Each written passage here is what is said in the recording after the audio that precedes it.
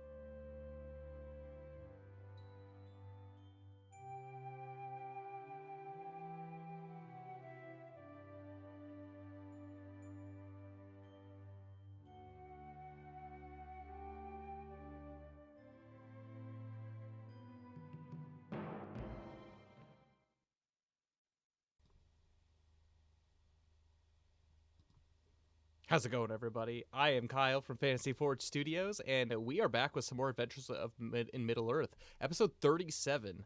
Can't believe it. We're moving along here at a pretty good clip. But we are joined by everybody today. Looks might be deceiving. Dain is here, but his face is his character face today. So, but everybody's here. Join us. We should be able to be good and start things right off from the crazy conclusion of last week. At the end of a scary ghost battle. But first and foremost, let's go ahead and introduce all of our players, starting with Valinith. Hey guys, hope you're all doing well. My name is Dain, or Forge here at Fantasy Forge Studios. Yes, blame blame daylight savings. So those of you who don't know, I'm in the States. I was in Japan when we started this campaign, and I have to get up at 1 a.m. for this every morning, and my alarm didn't go off until 2 because I forgot to change it for daylight savings. So I'm a little bit disheveled this morning. So that's why we have no face cam. But I play the character Valinith, son of Morbeth. He is a Rivendell elf. He is a scholar, which means he does lots of healing. And aside from that, he can see ghosts. He can see wraith things, which is pretty cool. So, yeah, that's Valinith. This is true. This is true. And our next player that we have is Theodric. Hey everybody, I'm that Tubby Australian. I play Theodric Grimborn. He is a young man of Rohan. He is our slayer, specifically our tank slayer. He's decent at giving out a beating, but mostly he takes the beatings and makes sure our squishier members don't get targeted. Yeah. So that's kind of Theodric's role, and I'll pass it over to Leah. Jess is our next character. Hiya! I am SpiderFan33 in the chat, or I play Jessamine Sackville Baggins, our local sneaky Hobbit sis with sticky fingers and a knack for hiding in trees and shooting from the shadows. She's pretty cool. She's a little bit squishy, but we discovered last week how she can really bring some damage to the table. So super exciting. Absolutely. Yeah, that was actually really cool for me to be able to see, just like sneaking around the mist and everything and just like I was stabbing so ghosts. excited to be able to do that finally. Oh my god, you have no not idea. Only that, but the sneaking around Haycomb too was pretty cool as well. Like being able to just like pretty much get out of sight whenever you can. That's pretty nice. Yeah. I just like playing rogues, okay? Oh yeah. It's a good one. It's a good one. Yes. And then our last character is Feanor. Hey guys, I'm Nick, or Lava Crest in the chat. I play our mounted Slayer at the moment, so we're probably going to be seeing him riding around with the party at the moment on horse, on deerback, I suppose, in case any enemies show up, so they can get the drop on them. But with his 10-foot reach and his mount, hopefully he'll be able to duck in and out of combat and keep everyone safe as we move through the fog on this night. Or through the mist of the misty mountains. Exactly. And it's one of those things where this last combat that happened, I'll talk to it a little bit later, but there were so many mechanics that were involved in it that were more than just team up hack and slash, like visibility, all that kind of stuff. So it was fun. I enjoyed seeing that. It was cool that you guys were able to chase that shadow off. And yeah, let's go ahead and jump into a little bit of recap. But first and foremost, I am Kyle. I am the lore master. Well, you knocked your mic, Kyle. You knocked your mic. Yep. No, it's not You're- His working. aux cord got yanked out a little bit. The How amount about of now? times I've done. There we Yeah, go. There we Yeah, go. that's Sounding good. great. Sweet. Awesome. But yes, I am Kyle. I am the lore master, helping play both with and against these players, but ultimately narrating their stories as they make an impact on Middle-earth and their adventures. Yeah, it's really fun. I really enjoy this group. I really love this adventure so far, and hopefully all of our players and all of you out there are as well. But a little bit of a recap before we begin. So our group of adventurers, they are on their way to try to find Dindy Brandybuck, the brother of Dodie from the Easterly Inn. And so they set off in a northward path from Roscabel all the way through the Anduin, killing some wargs and orcs, encountering some Beornings, going into the Misty Mountains to try to, at least the foothills of the Misty Mountains, to try to figure out where this lost caravan is, to which they discovered it's very misty, especially during this time of year and in the early mornings. And so on their second day of travel within these foothills, they stopped by a roadside ruin, one that has a lot of traffic, one of relative safety. That is until they, well, seemingly appeared after the mist fell in the village of Haycombe, a village that existed nearly 300 years ago here in Middle-earth as one of the main trade towns, going basically from Eriador all the way to Rovinion, which are the basically two halves of northern Middle-earth. And so they kind of did a little bit of sleuthing trying to find Baradarok, their horse, Theodric's horse, and they got mixed up in a bunch of stuff involving Grimm, the leader of, or the originator of the Grimm household of the Woodmen, of the Men of the North. Past couple of sessions was a lot of them trying to figure out how to get him and Thalissa, the girl that he loves desperately, to escape the town. And they successfully did it. They, with the help of the villagers, with the help of some fires and revelry and sneaking and all the fun stuff, all the things that the party's good at, they were able to successfully escape, and in the nick of time too, as slowly they were able to snap themselves out of this dreamlike state. Starting with Valinith, and then to Jess, and then Feanor, and eventually Theodric. But fortunately, they were able to open the gates for Thalissa and Grimm to be able to escape. But all wasn't as it seems. As three of these companions woke up, they found themselves halfway underwater, drowning in the process. There was a creature of the night that was dragging them down from their campsite and attempting to entomb them into the bog, which is the river that used to run through Haycombe. Able to escape from their muddy binds, the group navigated the super dense fog together to face down this creature, and with the help of torches and shanks in the back and all that kind of stuff, sent the creature in flight off into the distance, and the company of adventurers made their way back up onto safe land, and that is where we're going to go ahead and hand this basically the reins off to you guys. That was the last thing that happened, was this ghost creature ran off into the distance, into the fog.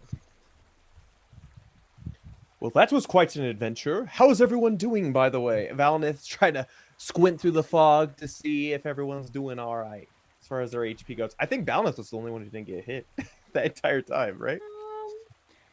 Yes, I am very much hurt. Oh my gosh. I am, yeah, not looking good. Lore Master, what time is it about? Make a wisdom perception check. Nature check. See, Survival. maybe wisdom, because you're trying to like get your bearings with like the fog around you. Yeah. You can see the moon. Or at least Yeah. when you woke up, you were able to see the moon. But to determine exactly which time, I'm gonna have Valith, you make a perception check for me. Yeah, that's starting off hot, guys, with a 9. Which isn't good for me, so... So using all the information that you've gathered these past couple of days spent within the Misty Mountains, usually the fog starts to roll in somewhere around the hours of, starting from 3 a.m. all the way until about 10:30-ish, 10:30 in the morning. The moon is still up. You can see it piercing through, and it is a pretty dense fog that is around you. You can see your campfire off in the distance, but you will notice that it's still probably early hours. If you had a shot in the dark, it would probably be around 4 to 5 a.m. Valineth takes that into account and says, I do have some healing. It is limited. However, if we're able to maybe perchance rest again somewhere, I don't feel comfortable resting here, especially since that thing got away from us. But it could be beneficial for us if we do get some rest, for me to maybe do some healing of wounds on each and every one of you. Yes. How's everyone else looking? I know I'm pretty bad, but how's other people? I'm down 10 HP, so I'm fine. I've still essentially got 30 HP. Well, Valinith, as this is going on, seeing that Jesse is not looking great, he is going to bend down and he's going to apply some healing. So, quick verification: it's been a little while since I've healed. Mhm. So when it comes to like preparing herbs and whatnot, is that just a do I have to use anything? Like if I spend 10 minutes doing so, what is that all So again? you have your Hands of the Healer ability, which I Yeah. believe you have the number of uses based off your level. So you have 3 uses of it at the current moment. Essentially, you can use it as like just like an on-the-fly heal during combat, and by doing that, I believe it's 2d8 plus your Wisdom modifier healing. If it's you spend the time preparing and going through, it's 2d8 plus your Wisdom modifier times 2. And so Okay. you can restore more HP if you're able to spend 10 minutes. But essentially, it just makes it so you can't do that insane healing during the middle of combat. Yeah, so he's gonna do that. He's gonna bend down and he's gonna start using his Hands of a Healer on Jess. So I will roll 2d8 for that. Just for context, I am missing like 15 hit points, so yeah, anything is good. Yeah. Well, not starting off great. Let's see. Oh, that's not bad. Plus my Wisdom. So that's 10 plus Wisdom. My Wisdom plus 3. So 13 times 2. So 26 points of healing. Enjoy. Enjoy. Sorry, just full health. Yeah. Full health, yeah. And so, so Oh, actually, yeah, I feel much better. I'm assuming you make your way back to the campsite. Yeah. Yes, we would go to the fire, and I would probably Phaedon was probably just like on his belt now, got like a torch not lit, but like tucked into his belt for when he needs it. Right. And he would be keeping watch at the moment Perfect. while Valineth is doing healing. And so, fortunately, with the firelight, you notice that it actually detracts a lot of the fog and the mist. And so, while, like, beyond your normal sight into the fog, you're not able to see, this fire, with it being lit as it is able to dispel basically a decent dome around this area. And so, you're able to at least keep the general campsite good. Feanor, I'm going to have you make a perception or survival check for me. An 8. And so, as you keep watch, and Valineth is diligently mending the wounds, particularly paying close attention to the face of Jess that was scratched out pretty bad, trying everything that he can to be able to mend them, put poultices, and make sure that she's taken care of. You look out into kind of the fringe, into the dark. You don't feel anything malevolent. Whatever you had previously fought, this creature, it seems to have fled. You could definitely tell it was afraid of fire, but you're unsure if it is going to gather its strength to come back at any point. But you can feel assured that you feel pretty safe right now. Okay. It's probably best that we don't linger here. But it would be foolish to move too far in the night. Valneth, do you know of anywhere along this path where else we may be able to camp? Maybe somewhere not so close to the water. Valneth pulls out his map and he's going to, based off of what he knows and knows where the location of Haycolm is, does he know of any place close-ish by that may be a little bit safer for us to rest a bit? Within an hour of Mhm. just like within an hour's walk. Yeah.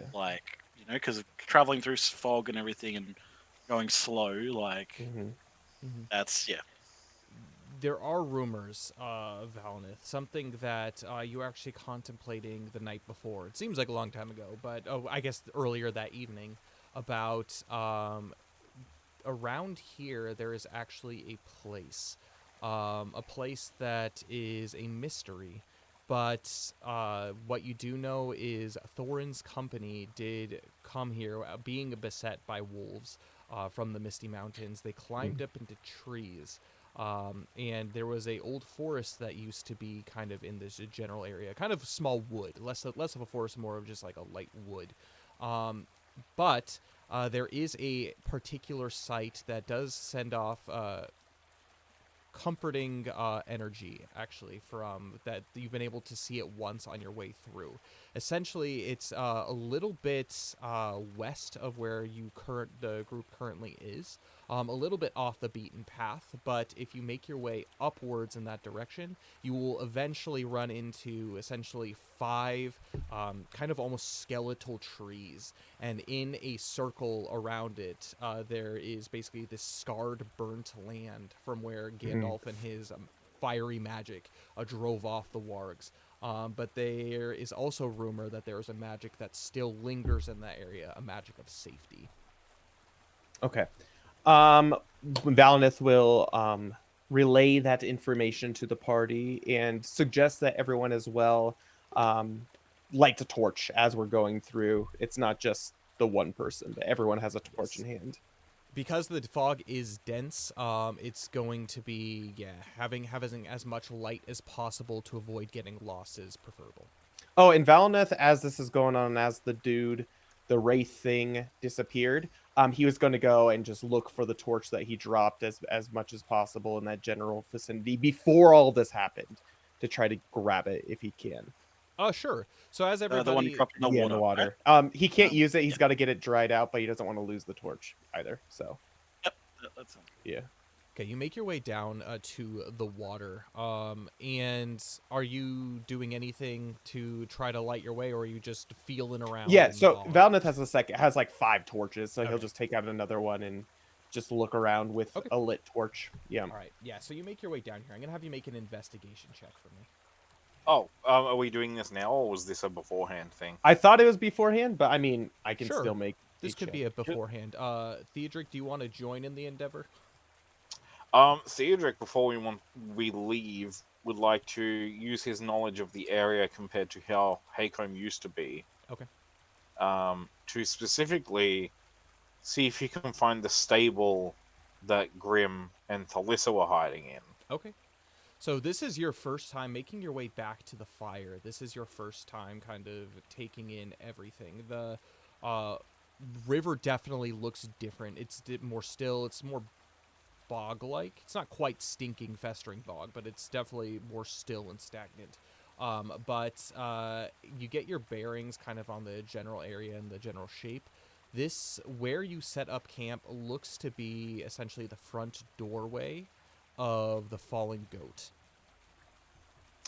Okay. The essentially the foundations that are around in the general area are made of stone and brick as opposed to the wood that basically there used to be. And so this would be probably outside of just the main gates of the wall. this would probably be like one of the main stone buildings that would be there, which in a general would be the falling goat. Okay. Well, Theodric would like to light a torch, and he is going to go to the stable where we met Okay. Grim and Melissa. What's everyone else doing? It was a 13, by the way, for my investigation check. Fainal's probably going to, if Valineth got the torch earlier and like everyone's back at the fire, or like went to go look for it before we left, he's probably going to go off with Theodric so that no one's off on their own, potentially able to get attacked by whatever creature. Oh wait, let's whatever postpone that then. We'll go to first to Valineth, and then all the healing and stuff happen, and then afterwards Theodric and everybody can go off and do what they want to do to investigate. However, so upon searching Valineth throughout kind of this boggy area, you realize that the water's pretty shallow. It comes up to about your knees. And it's pretty still, and there's actually parts of risen land in this area. And what look to be kind of some like stones of maybe some fallen rubble that have made their way in here. And so as you wade your way through, kind of high stepping into the muck, you're checking around and you actually find something that catches your eye. Just over in this direction, kind of off this little land form. Yeah. Just kind of north of you there. So north would be this end, north of you. You find what look to be the ancient remains of a warrior. Interesting. Okay. They're buried in what looks to be basically a tattered cloth sack. There's not much of it that is left here. Okay. But you do see the remains, and basically there's not much left save some bones and some rags. However, you do find something that does catch your eye. Around its neck there is a necklace. It looks a little bit tarnished, but there are a few gems in this. This is a fine neck torque that has gemstones worth about 100 silver pieces. Okay. Valineth is going to see the corpse, and actually, as this goes on, he's going to actually call over the others. Does Valineth recognize, based off of what he sees, if this is the spectral warrior that we encountered? Make a shadow lore check for me. Okay. Shadow lore. 19. From what you were able to see previously in the fight, it has taken on the same image. You're unable to see, again, any defining features, but chances are this person had become tainted by some way by shadow and had basically been driven into becoming what you actually know as a night wight. These are things of shadow. They're known for haunting the remains of places where they have fallen. So they're unable to move on in any way, and basically being stuck and stagnated in their place. They have been become unable to move on, filled with hate, and kind of driven into a little bit of corruption. And so they attack travelers on the road. You do end up finding your torch, and you pick that up, and you're able to pocket it. But you aren't able to find any other bodies per se. And so whatever this Night Wight has been doing, he either is really good at hiding bodies, or you could have been potentially the first potential victims of this. Question as well, I guess, with that. Based off that shadow lore check, would Valineth knowing that it is a Night Wight, if potentially like burning the body could free its soul from the tomb? There's the not tomb much of that's this left lock of and it. It's basically, again, save some bones and cloth.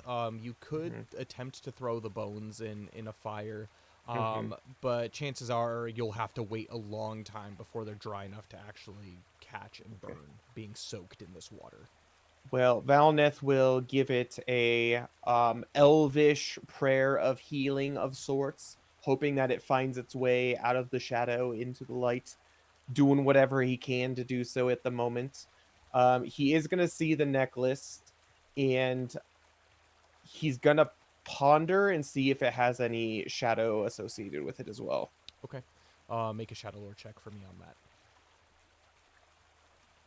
That's a dirty 20. Dirty 20. No, it just seems to be old, tarnished. Okay. Um, But it does it seem like historical in a sense? no, Like it just old seems in like something valuable that this person probably kept close to them, whether it's like a personal trinket that they kept. But based off of just everything that this warrior had on them, this is the only thing that would have stood the test of time and the running current. Valinith, very curious about why this warrior's here and seeing if he can get any more defining information if they do make their way to Rivendell.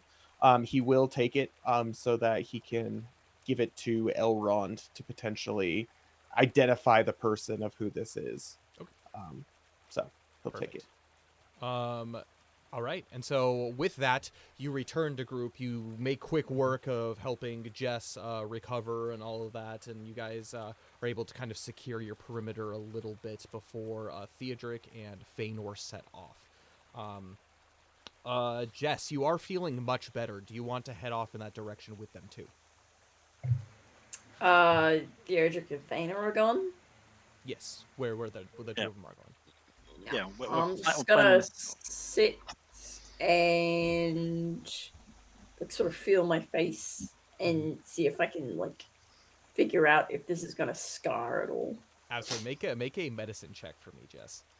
Okay. It's okay. You're gonna look A sweet with low scar. one isn't necessarily going to determine if it does scar, but you'll be. I know. I'm I'm just nervous. 15. 15. You feel around kind of your face, and you can tell that some of the wounds were pretty deep. But the thing that does baffle you beyond belief is you've heard of elvish magics. You've never really seen it in practice. Your wounds aren't completely healed, but they're much further along than they would have been from just like an herbal treatment. And at this rate, chances are they're going to seal up probably within the next week or two. You probably will have like a small little maybe like a red mark like here like above the eyebrow, but probably not too much more than that. Alright, cool. Perfect. Theodric and Feanor, so the two of you make your way. I'm going to have the two of you make survival checks for me. Okay. Oh, what? Okay. I got a 19. And I got an 8. Good thing I went with you then. True. As the two of you take your torches and you begin to make your way generally eastward, you notice that while the main road is traveled a little bit, this back road is not at all. There's dense roots, really kind of difficult terrain to kind of crawl over. Any remnant of the wooden building that is there have completely worn away with time. You don't even see any remnants of any buildings, hay, or anything. But you do walk till about you see general defining features. There's actually one specifically for you, Feanor. As you look up to, I guess you kind of look up past into the horizons where like the moon is shining at the top of the peaks of the Misty Mountains that are presented before you. This does look familiar, but it is so foggy it's hard to tell. But the two of you work together and you find a general area where you potentially, where this barn potentially could have been. Well, I just want to make sure. Everyone else had that dream as well, right? That wasn't just me. I mean, well, you had my sword and shield, so unless you have a better explanation, that's why we're here. I want to see if we can find that barding that Grim buried. Like, is it It's been still a here? couple Was hundred it? years. I mean, yeah, but I don't think he'd be welcome back here anytime soon. So, Oh, like, but worth a check. yeah, I just Mano's just gonna prop himself up against the wall and gestures to him. Get to digging. Can I make an investigation check to try and find it? Absolutely. So I'm going to have you make a couple of checks. I'm going to have you make a investigation check first and foremost to try to determine the location. If you're able to roll high enough based off of that, I will give you a secondary check to with the location that you're at. Do you have anything to dig with?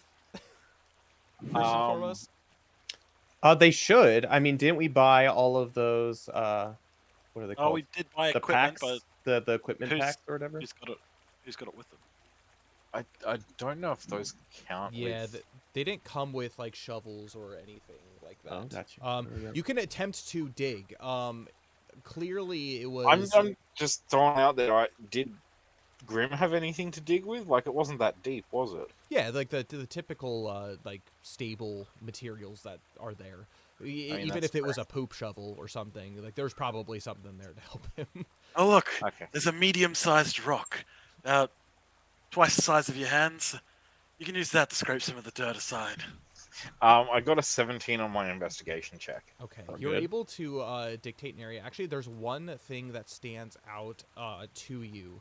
Is you remember actually next to the barn on the left side, as you approach, there is a big, interesting-looking boulder. It had basically a little bit of like graffiti carved into the side of it, more so actually like tallies for something. Someone was tallying. You're able just to barely see as you investigate with your torch faint markings of what this would be. This is your general area. With that being the case, I'm going to have you make an athletics check. This is going to be a disadvantage for me.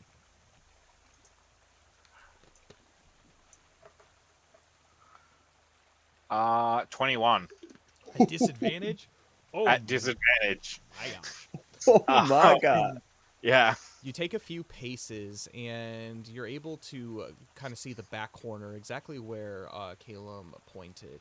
There is no trace of hay, barnwood, anything here, but you just have a hunch that there's something here. You begin digging.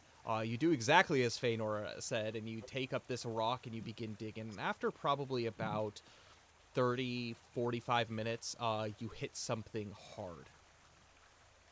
About a foot and a half down. Well, I found something. I don't know if it's anything interesting, but I found something.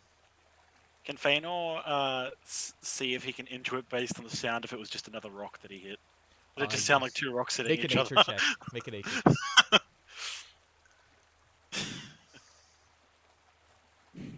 An 18. This is a hollow thud. Yeah, it's probably just a rock. Maybe try digging in the other corner over there. Theodoric just kind of squints. I was like, and he hits it again. And Yep. does he hear? I mean, Theodoric would hear the noise. He's digging. Yeah. Okay, that doesn't sound like a rock. Like, I don't know what your elf is here, but that doesn't sound like you don't have to frolic in the woods for like 50 years to know that that's not a rock. And Maybe I wanted the credit for finding it, maybe not. Okay, like, okay, Well, okay, you look, caught me. I'll credit Got you, me. I'll credit you for holding my torch. Okay, and Theodoric continues to like dig whatever this thing is out. Well, it looks like hard work. I'd hate for that to be me. You do, and you take a little bit of time as you begin to clear kind of just like a general rectangular shape out of this dirt. Fortunately, you make pretty quick work. Probably about another 30 minutes pass, about an hour and a half total, and you're able to unearth what looks to be a box. It's not a chest or anything necessarily precious per se, but as you reach down to pull this box out, you can tell that it's weighted. It's hollow inside based off the sound that you made, but there is something very heavy inside. Oh, potentially we've hit pay dirt. Want to help me lift it out of this hole, or are you just gonna sit there a little bit longer? No, I'm good. Oh, okay, cool. Don't. Feanor just like next to him, like looking in the hole, like Just holding see the him torch. struggling as he's just Okay, don't strain yourself too much, Feanor. No, it's fine. You look like you're doing fine. Uh, Someone has to hold the torch. Of course they do. We should have grabbed Jalen. Yeah, Well, she'd Dalen's be a dead, bunch so- of help if Jalen. Okay, I pick favorites. Okay, I have a favorite child and she's gone. You're the Okay, adopted okay. child. If you let Fainal finish what he was gonna say, it's like, well, not really the best choice considering she'd be down here with the box, but Oh my gosh. I'm just saying, she was always happy to help. 4 And, points of uh, shadow. No, just kidding. and do I have to make any rolls to like bring the box up?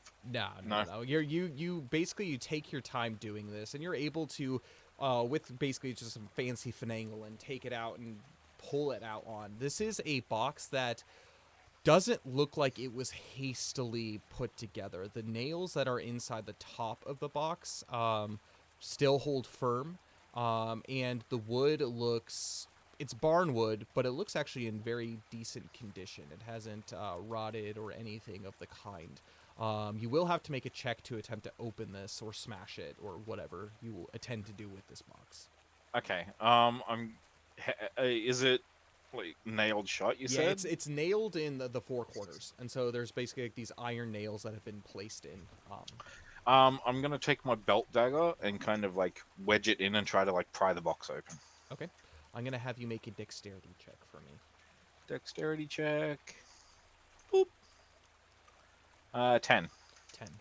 Yeah, you with enough careful work and effort, you're able to pop one at a time the nails out of the box, chipping away some of kind of like the corner wood. And you are able to open it up, and immediately this kind of dust cloud comes out, air from 200 plus years ago, and you see right in front of you, as new as day, Nalada's barding. Huh. Now that does raise some questions, don't you think? look, it could have been anything. They could have buried that already. But no, you're right. That is mildly disturbing. It's very I mean, think about it. You had my sword and shield after I asked you to have them in the dream world / the past. Oh, Nalada's see, barding's here. There's a good way to determine, if this actually happened. Considering that elf lady we met in town said apparently she knew my father, I'll just say, hey Dad, did a woman about 300 years ago randomly, like what this friend you know, randomly come up to you and accuse you of having a secret child? and if that did happen, then we know that it probably did occur. I mean, I guess. This could just all be coincidence. I just think this is a lot faster than going back to the Mirkwood to talk to your dad. This is just speculation. Sure it is. Oh well, and Theodric grabs the barding and slings it over his shoulders. This looks, again, from the basic shape and stature of Nalada, this is a barding that definitely would fit a courser of about Baradrock's size. You can go ahead and add to your inventory Nalada's barding. Spectacular. This is a one-of-a-kind barding, and it's crafted with steel and hardened leather. The quality has allowed it to stand the test of time, made especially for Nalada. It bears the emblem of House Grimm, a golden sigil that adorns the breastplate of the horse that wears the barding. That is in the shape of a grizzly bear head. The barding cannot fit just any horse, however. This armor can only fit a courser, one of the renowned horses of the Rohirrim. Features: mounts. The mount's AC gets +2, and the mount gains disadvantage on stealth checks while wearing the barding. And then it also has an ability called Fords of the Anduin. Once per adventure phase, the wearer and one creature mounted on the wearer can cross a body of water no more than 100 feet in length across without needing to make any skill or saving throws, regardless of the current strength or depth. Cool. That's really good. It's pretty Pretty sick. fancy. I was wondering if you were gonna forget that this thing existed, because I made Nope. this item, and I was like, let's see if I was onto it. And Theodric is going to very smugly pluck his torch out of Feanor's hands, and we're walking back to camp. All right. Yeah, about an hour and a half passes. So Jess and Valinith, during this hour and a half, what are you doing? What are you thinking at the current moment? while all this. There's probably a lot of numbly staring into the fire from me. Yeah. That's Valnith it. is, well, I mean, I could assume as he's fixing Jessup, he's going to be explaining exactly as he's doing, as any doctor would, every single step along the way, making sure that are you not in any pain, really checking in on her, making sure that his patient is getting the best experience that she can. But then he's also going to fumble, I guess, with the necklace and try, I guess, to seeing that Jess isn't too much into the into the medical chit chat. He's gonna try to fumble with the pendant or necklace or whatever he got. Are you doing this in like a hiding kind of way, or is it just out in the open? No, it's out in the open. He just has it in his hands and whatnot. I'm assuming he would have like been like, "Hey, I found the corpse of the dead thing that we saw, Hey, and this don't is what it assume, is." but this is That's good to right. bring up. So, Okay. Okay. I'm not gonna assume then, and I will, I guess, suggest Okay. that happened to everyone. So, yep. So that's what we're gonna be doing, I guess. Okay. Yeah, I'll look at the necklace with Valineth. Why not? yeah, it's definitely as described, pretty tarnished, old. This is definitely treasure, some kind of heirloom from way back in the day. There's nothing from that either of you can tell that distinguish it from any region or place.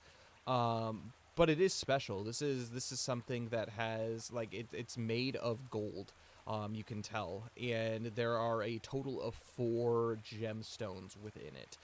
They're not exceedingly rare gemstones, but they're very finely and intricately placed in it, and it has stood the test of time. However long this warrior has been in this water.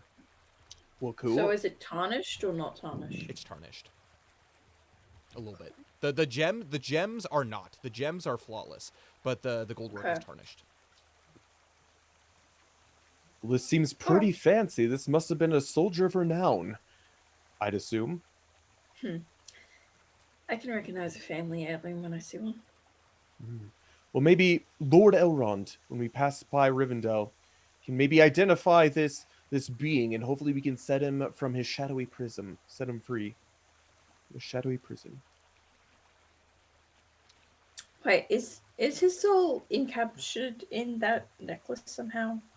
I do not know that. However, if we can discover who it is, maybe Lord Elrond, if anyone would know a way to be able to perchance rid him of the wraith-like form in which he took. Because I hate to see, I hate to see just warriors themselves living forever in shadow. Yes, ourselves lives forever, but we live in the daylight. We don't live in the shadow, and that just sounds like that's no good for anyone. So, Hey, speaking of which, did you see? Did you get a close look at that thing? I know you were in combat with it. It's terrible, terrible sight. I mean, it slashed me across the face, so Well, I know, but were you able to get a good look at it while you were up there? did I get a good look at it? You did. Well, as much as you could. So the couple distinguishing features of this creature that you were able to see was it actually had flesh-like hands that seemed to kind of like hover in the air. Like the only kind of portion of it that wasn't ghostly. Its face, it was essentially like this dark shadow, and the mist kind of fell off of it, like the fog around you, like a cloak. And its eyes were like a deep, deep white, and they were like kind of almost on fire and piercing, looking at you. And it did like have kind of like this like hissing, kind of like dread speech that it was talking. It was in common, but you could understand it. But it was unsettling. Yeah. Yeah, so in response to Valin's question, Jess will just like shiver as In much as I Valineth- want to. In Valnith will say, well, I know you were asking about the shadow earlier. That is the epitome of shadow. That is what we're fighting against out here. I don't know if that thing willingly became, what are they called again? Night Loremaster? Whites. Willingly became a Night White. However, that is what happens to you if you let shadow consume you. So that's what we're fighting against. Jess, I'm gonna have you make a wisdom saving throw. It's gonna be at advantage. Excellent. I have a -1 to wisdom. But it's okay, saving throws. How is advantage. that possible?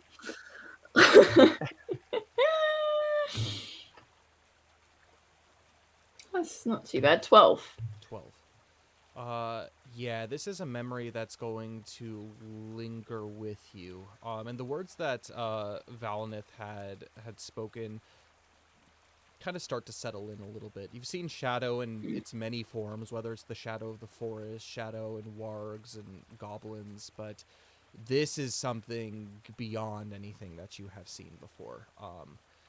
Literally creatures of the dead, creatures of the Wraith world. Not many people can walk away from that and be unaffected. You are going to gain 1 point of shadow. Theodric, I'm going to have you make a wisdom saving throw as well.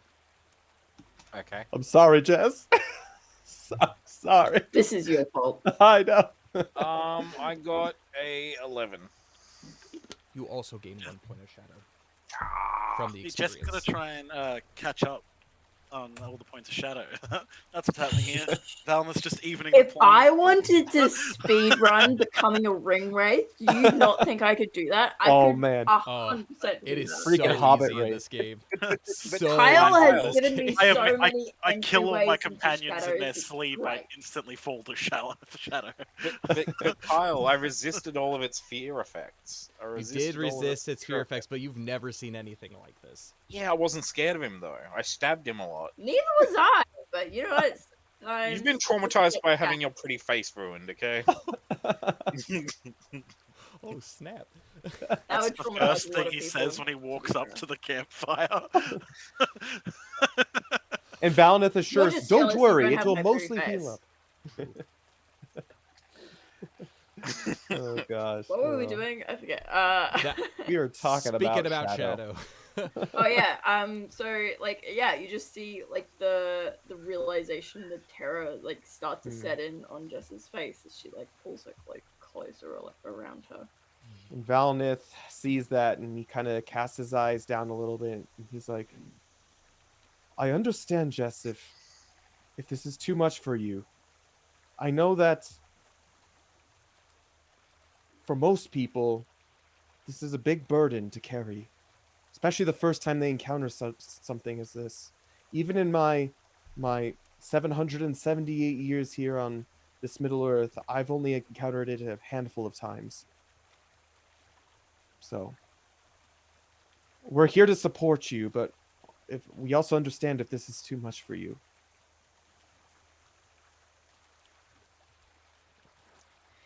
Do you think? Do you think that thing got Diddindy and the others?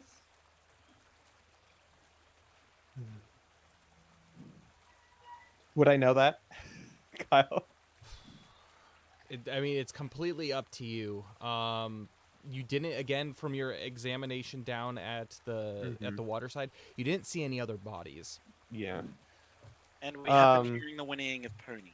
That is a thing to keep in mind. Yeah. Valinith will relay just that and says, I don't know. I do not know, Jess, but if I can do anything about it, if we can free that thing or anything afflicted by shadow, I want to try to do that. She'll nod. Yeah. I don't know. Shadow, I'm being an elf myself. I've been around long enough to have studied it a little bit, but unless you've actually been affected by it, I think that's something that you'll never know until you are. So. And with that, some time passes, but Fëanor and Theodric do eventually find their way back to camp. You can hear the crackling of a torch as the two return. And Theodric with something large on his shoulders. Hey, Well, look what we found in the ground. yes, look at what I dug up out of the ground. Well, somebody sat around and watched.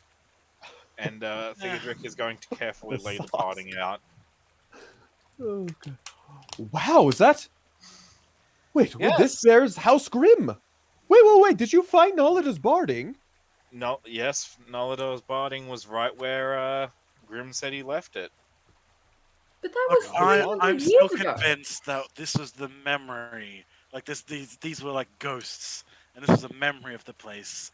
It's coincidence to be Right, in the same spot. Yes, it is remind me again, where were your pots and pans, Jessamine? Hey, you don't know what that ghost got up to while we were asleep. Weren't they with Velenith, right where you left them in our dream, quote unquote? Yeah, By a the dream that way- was induced by a ghost that could have done that to us anyway. Valinith know what was going knowing what these things are, would he know that this is kind of what they do? Would this be something? So the one thing that you do know of Valinith is there are essentially kind of like two different realities that exist kind of within the same plane of existence. There is basically the world of the light where everyone else dwells, and the Wraith world. For those who are watching or are here, it's kind of like the familiar when like Frodo puts on the ring. And it's why Frodo and Bilbo are able to vanish in and out of sight. They're basically able to jump in between the world of the light and the Wraith world. And so you know that like these two planes exist. And while you have no idea about the effects of entering the Wraith world, it's more about like what creatures can see you within both. And the different forms that creatures do. But you've never heard of anything about someone from the light without becoming a wraith entering the wraith world, per se. Theodric, what you're describing is literally like traveling through time. Do you not think that the greater powers of Shadow would have taken advantage of this if it was just sitting here? I'm just saying, like, I haven't heard a better explanation. I'm not saying that it's unlikely, I'm just saying we don't definitively know. So we should take it with a grain of salt. But at the same time, Fëanor, wasn't it awesome being part of history? Not particularly, no. I enjoyed it. I thought it was wonderful. Dreams I was are drowning, Valinith. I was drowning while it was happening. Speak for yourself. I had a great time. It was a proper revelry, wasn't it, Velenith? Yes, it was. I was in Scholar's Paradise, as one would say. Oh my god, you didn't actually get to see how excited the people were when you just went away, did you? Well, I was dancing, and then suddenly I was back. Yeah, I wasn't sure about it at the time, but I thought, oh yeah, his plan's gone off without a hitch. And just to find out that no, you just vanished out of existence. Well, but I did If get we the did plan off. indeed slip backwards through time to these events, what the heck was everyone else thinking about? About a group of people just disappearing off the face of Middle Earth? It's sure to be an interesting, fable though. But it was an enriching experience. Theodric says as he's like polishing he's polishing the barding and just like kind of like holding it up near Baradarok, just kind of like measuring it and just being like, Rodrock sniffs it. yeah, it's a bit musty, I know, buddy, but it'll keep you safe. And Theodric's gonna clean it all up and then put it on Baradarok. It sounds like, Fëanor, you don't really value you don't value dreams. Well, as an elf, I don't really dream. Oh, that would So- explain it. Yes, I kind of just recall things from my past. Well, now you can recall this, Fëanor. Isn't that going to be I wonderful? can recall the one time I had a dream. I had a dream and I was drowning. and a ghost attacked me. I Yes. had a dream. Great as things time to went delve back by. into in the future. You hear a cryptic voice from down below. I had a dream once. Oh my god. Delicious meat and No, skin. no, Derry. My stick and cuddle, Derry. Okay. Oh my god.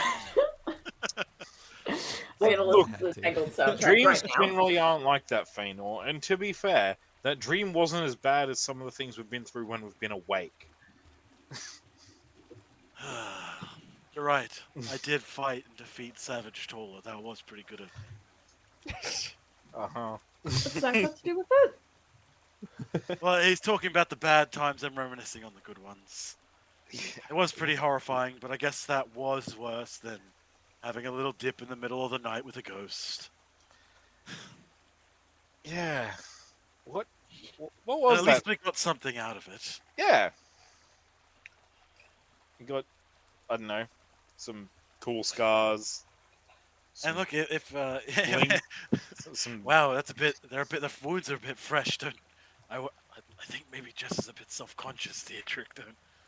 Oh, I was talking about me. Like, have you seen? Like, look, and Theodric just lifts up his shirt where he got shish kebabbed by the spear. And he's like, Oh, that like, is unsightly. yeah, it hurts quite a bit, but it'll be fine, I'm sure. Like, Speaking of which, would you like me to tend that, or would you rather have the wounds of a warrior? um, Okay. oh, I've had worse, but if we could just like maybe bandage Had it. worse. Oh yeah, yes. oh for sure. But if we could just like bandage it a bit, that'd be appreciated. Because I kind of forgot about it, and I've been digging for the past hour or so, and I don't think that really helped. Normally, I'd say rub sap and mud into the wound, but it kind of got in there while you were digging anyway. Yeah, Oh. yeah. Oh, As long as we Oh don't my- have any lemons, I'm sure you'll be okay. Also, there was the stagnant like 200-year-old, 300-year-old air from the box. Yeah, that's probably not that great. You didn't huff it, did you? You let it. I mean, you I let it got go it. past. No, it got in my face something fierce. It Oh was. god. It's fine. It'll be fine. Oh, he's gonna have an infection. Nothing like Feanor takes a 300-year-old step horse. away, like. Ugh. Oh lord. Yep. Well, yeah, Valineth will take his time. He's not going to use like Hands of the Healer or anything, but both Feanor and Theodric, he's going to take some time to like just properly bandage him up until we can get our next rest, where Valineth can give people some hit dice to use. So. Did that counted as a short rest when Feanor was just sitting there, not helping dig, right? Well, Was that the your whole short plan? rest systems are quite different in this. No, actually, so because you haven't Oh, that's right. been I able had to complete yeah. the fullness. Actually, Nights. Feanor, you are good. You rested prior to all this happening. However, Theodric, Jess, and Valineth, if you do press on, you're going to have to complete the remainder of your rest before the 24 hours is up, or you'll start potentially gaining points of exhaustion. Well, we did discuss moving on about an hour or two down the road before we get a rest, right? Admittedly, it's been about an hour or two since then, and it's like what, probably like 5, 6 o'clock now. True, but I mean, Yeah, Valineth the will. sun is just breaking. Still foggy. Valineth, but- yeah, Valineth will talk about the place of protected by magic of sorts where Thorn and company were, so that way they could potentially get a little bit more rest. How far away is that? How many hours travel? How far was that again? Based on from this? from your estimation, it's about an hour. It is off the path though, so you would be leaving the easy path and going hiking a little bit more up into the wilderness to go find this place. Well, I know exactly where it is, so I don't think there's going to be any opportunity of getting lost per se. However, I also understand. I just think the rest of us need some rest. Oh, I wasn't arguing against that. I was just thinking, like, I don't know, we could just rest here the extra hour or two and then keep going on our way. Yeah, so But- Valineth needs 2 hours, Theodric needs 2 hours, and Jess, you need 4 hours. I don't know. Do you guys think that thing's gonna come back? The ghosty. Look, I if its mean- body is around here, then perhaps it may be tethered to this place, or at least drawn back to it. It is tethered to this place, at least as of now. I would like to move on personally, but I also understand if not. You'd have to keep your eyes very wary. I'm just worried that we're going to get sucked back into whatever that was again. That's a pretty good point. Okay, we'll continue on then to this second camping spot, I suppose. I mean, don't get me wrong, I'd like to experience some more history, but Yes, I think we could all agree that we weren't really interested in the midnight swim. Let's. While everyone is having a chat, Feanor is going to stand like a little bit away from the fire and see if he can hear any of the parodies and stuff that he heard while he was on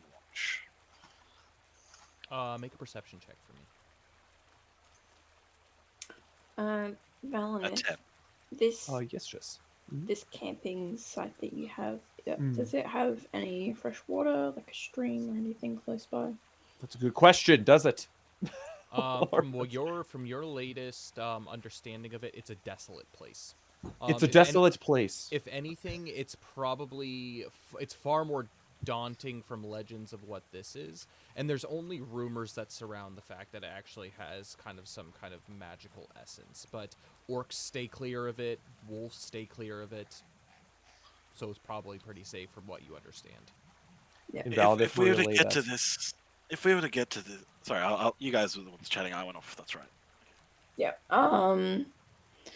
Well, if that's the case, I would like to find a clear patch of water here and just wash the mud out of my hair.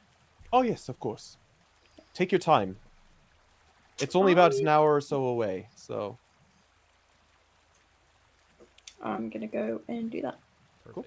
Yeah, the water itself isn't super murky. I mean, it's been kicked up from the previous activities. It's finally starting to settle. But you'll probably find a little bit more clear water closer to kind of where the front gates were as it starts to pick up a little bit. So not too far down the road. You still have your torch and everything to be able to light, or lamp, be able to light your way. Well, Valneth will go with her too and hold it, so she can have hands-free washing. Washing the hair. Yeah. Yeah, I'll use my lantern for that. Because then I can just mark off the use of oil. Did you mark that off from last time? Because I would assume that you were continuing on, because you used it at the very end of the combat. So don't mark off a second one. I didn't mark off the first charge because it can last for an hour and 6 hours actually. Okay. And I so don't want to mark off a charge just for yeah. Sweet. Well, it's good to have. Anyway. 6 hours is kind of nice. How long does a normal torch last? 2 hours. 2 hours. And does it get completely burned up, or is that just before you have to light it again? No, it gets burnt up. So they're basically like wooden thick sticks with like treatment at the top of them to be able to keep the torch as opposed to just burning completely to a crisp. Yeah. Cool. And you can add some oil to a torch to make it better as well. Yep. There you go. Or you could just throw the whole flask at something and Blow it up like blow it up. You freaking could do that Valorant as did well. that. Yeah, but that's not in fire safety training. Yeah. It was particularly safe with fire. See, Well, I'm not Very sure. effective though. I don't think Feanor knows what fire safety is. That's what I was gonna say. Hey, It does explain a lot.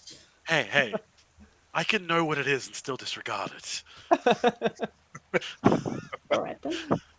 Oh gosh. Okay. It hasn't failed me yet. I have a 100% success rate. That and nets. Next, I just gotta combine the two. Fire nets. Wouldn't the flame destroy the net rope? Don't give him any ideas. Don't poke holes in my logic. There's enough in the net. Look, don't try and I know you're trying to help Jessamine, but you're kind of troubleshooting for him, and I don't want that. You know what? This would be you're right. He is right. We should sit down and really hammer out this at some point. No. To make sure that it's safe. Fire safety, as they said. Exactly. Yeah, Yes. Theodric, that's make sure what I that want no to one do. gets- Is make sure it's Yeah. Make sure no one gets Safe? harmed. As this is going on, Valnith is just gonna laugh to himself as he packs up a camp and gets ready to head on out. Yeah. It doesn't take much time to be able to do so. Actually, with this campsite being kind of a regular campsite, it's a pretty easy cleanup. You're able to get everything all packed up. If you want to light torches for your journey, you're probably reaching about close to 7 a.m. before you depart. Are you, Fano's perception check gonna do the thing? I got a 10.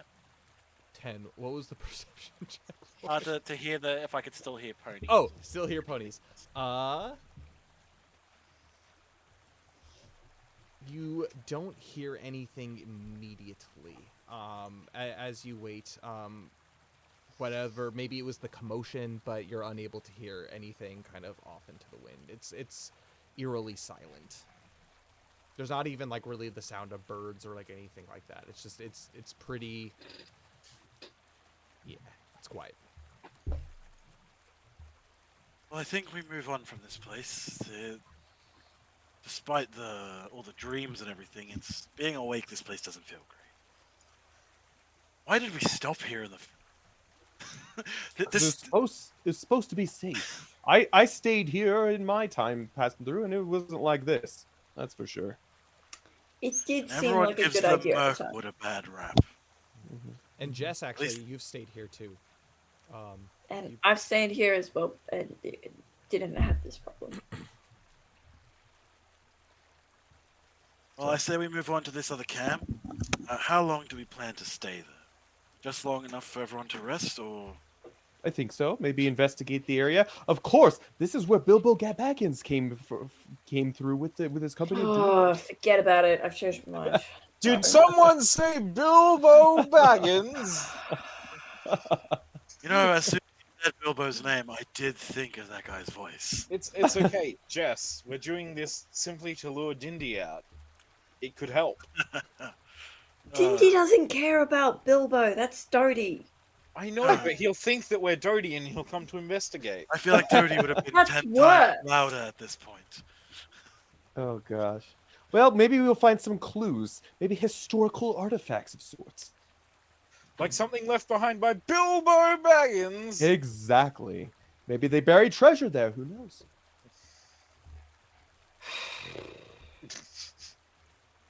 And Theodric is going to mount Varadorok and, get ready to go. You know, I actually have some of Bilbo's treasure on me. What? Yeah, Do What do you? you mean? you eat with them every night. It's a cutlery. They're his? What? Thought they were like your grandmother's or something. Oh no, those are the pans, the pots and pans. Wait, did you? Wait, The why do you have his chinaware is cutlery? actually my great aunt's Oh, on my mother's cousin's side. oh Yes. I'm already confused. I can bring out the family tree if you like, but I think that would make it more I would confusing. rather not. Yeah. The cutlery you all think back to it. It's very fine silver cutlery. It's really nice. Yeah. You've been using it. It's been better than sticks and twigs. It's high dining. Actually, did you know that silver cutlery actually is self-cleaning? It actually is better for you to eat with than with other cutlery because, Because of Against lead poisoning, bacteria. yes. well, people's plates are made of lead. Yeah. That's why elves are better than that. We don't do that stuff. We're just too good. we for only that. use the finest. Yep. Silver, gold, maybe some Yep. tree bark too. Living it What up. makes it easier to clean though? Benefit of being a long-lived race is you have a little time to save up money to buy nice things. I wonder what's that's like. I don't know yet. I'm only 101. So I guess I'll find out. Valnith, you're old as hell. Mm-hmm. Yes. How much money do you have back in Rivendell? Well, back in Rivendell, money doesn't really. We don't really need it because everyone lives in harmony and peace. Oh God, universal Yes. basic income. Looks at you in aghast. Absolutely aghast. Well, you know, it's when you're in a place of paradise, you don't really think about Because they your underpay their funds and your money. doctors. The Well, medical staff obviously. don't get paid. That's So wow. how much money do you have? Right now, think- I don't have much. Yes, I think he's On saying me he's poor. personally. Yes, I think he's I don't. poor. I think he's a bum. I They don't. let him into work in the hospital, but I'm they a don't fancy he doesn't bum. have any money. Yes, I'm a fancy bum. Probably Um, stole those clothes. Raynor, No. how much money do you have? When we first met, you couldn't afford sleeves. That was a choice. Thank you very much. Me and my dwarvish friends thought I looked quite nice without them. Uh-huh. The reason I didn't have money is because I was choosing to live as a hobo. That's a different thing than being forced to be a hobo by your society. Well, I wouldn't say I was a hobo. I lived in relative bliss and harmony. I think I was doing pretty well. Some might have called me a ruffian, but you know, Some may still call you a well-meaning ruffian. I will hit you. Spoken like a Ruffian true has ruffian. earned the power of fire. A pyromaniac ruffian. Huh. That's so odd. It Yes. seems like almost like that Ah. Valin's society is, almost forcing him to stay there if they're not like letting him have the means of prospering in other areas. Well, no, I just felt Communism, like right. myself. I just wanted to get out. I mean, it was quite nice there. I could study a lot as a scholar. It was great, and as long as lived as elves are, we do have maybe the. Think about it, he doesn't even get paid money, Well, and he can I see guess ghosts. what I'm saying is maybe because we downsides. are so long lived, the wealth of the world are just ever present. I guess it's been generations upon generations of being saved up. Of course, we do partake in trade. Of course, we do partake in some things. However, maybe it is just the generational wealth that just makes me not have to worry. Who knows? Generational wealth. Yes, I wonder if that is as much as King Thranduil has drawn back a significant amount. I have heard my father talk about how Lord Elrond has been a little bit more withdrawn from the affairs of Middle Earth as of late. That he has. But he does take care of his own kind. That is for sure. Huh. Let's hope Caranthiel and the others got there safe. Well, if they did get there safe, then oh boy, will they be in for a treat. Let's hope they weren't transported back in time and had to fight ghosts. Oh, do you believe it now? It's called sarcasm. Okay, sarcasm is where someone says something and they don't really mean it. And mansplaining is when a man explains something to you in a condescending tone.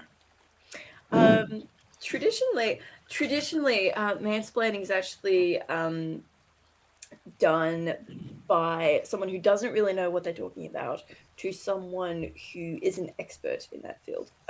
Yeah, men, women, yeah. Yeah, that's the difference between elf-splaining, because we actually know what we're talking about.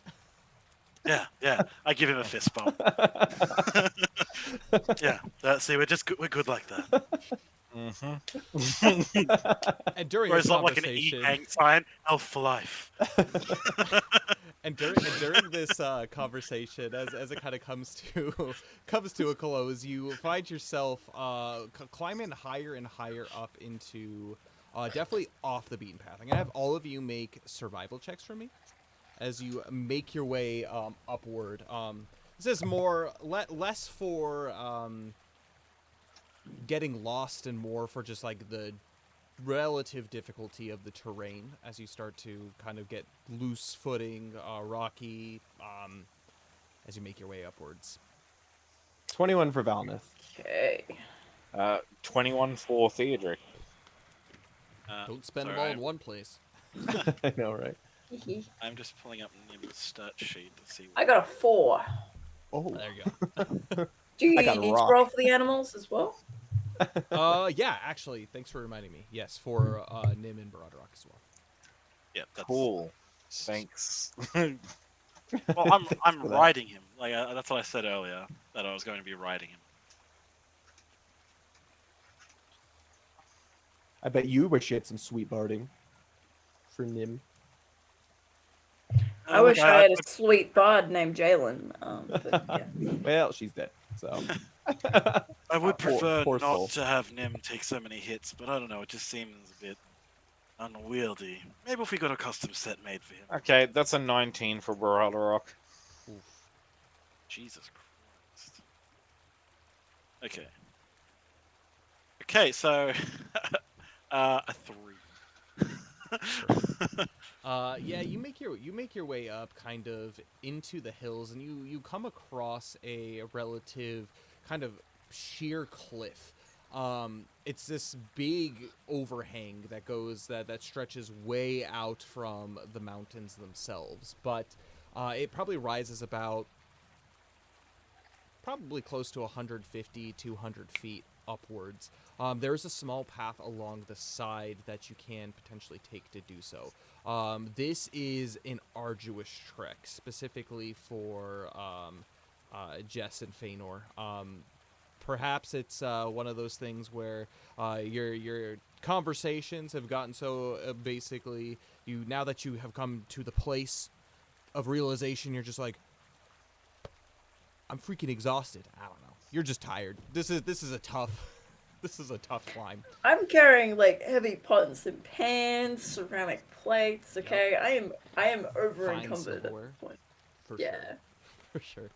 No, but there is a way around, which is going to require some checks. It will be a little bit more difficult for the animals, however, to make their way up.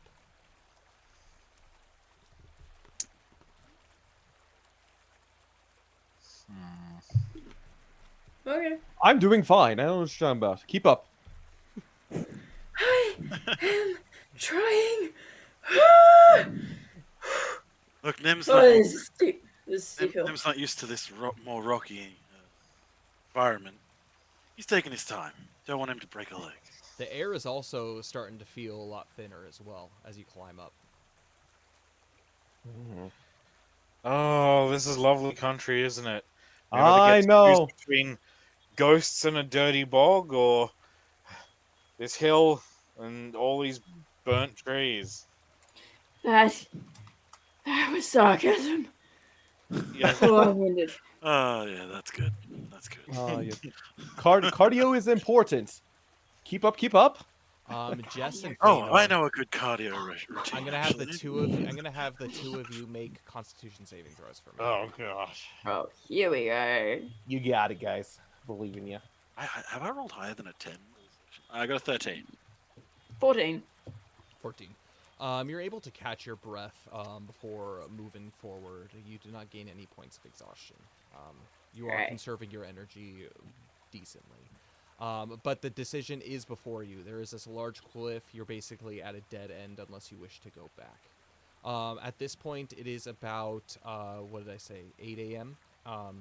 And there's still mist, but it's definitely starting to clear. And the sun is out and kind of dispelling a lot of it. The visibility's become much better.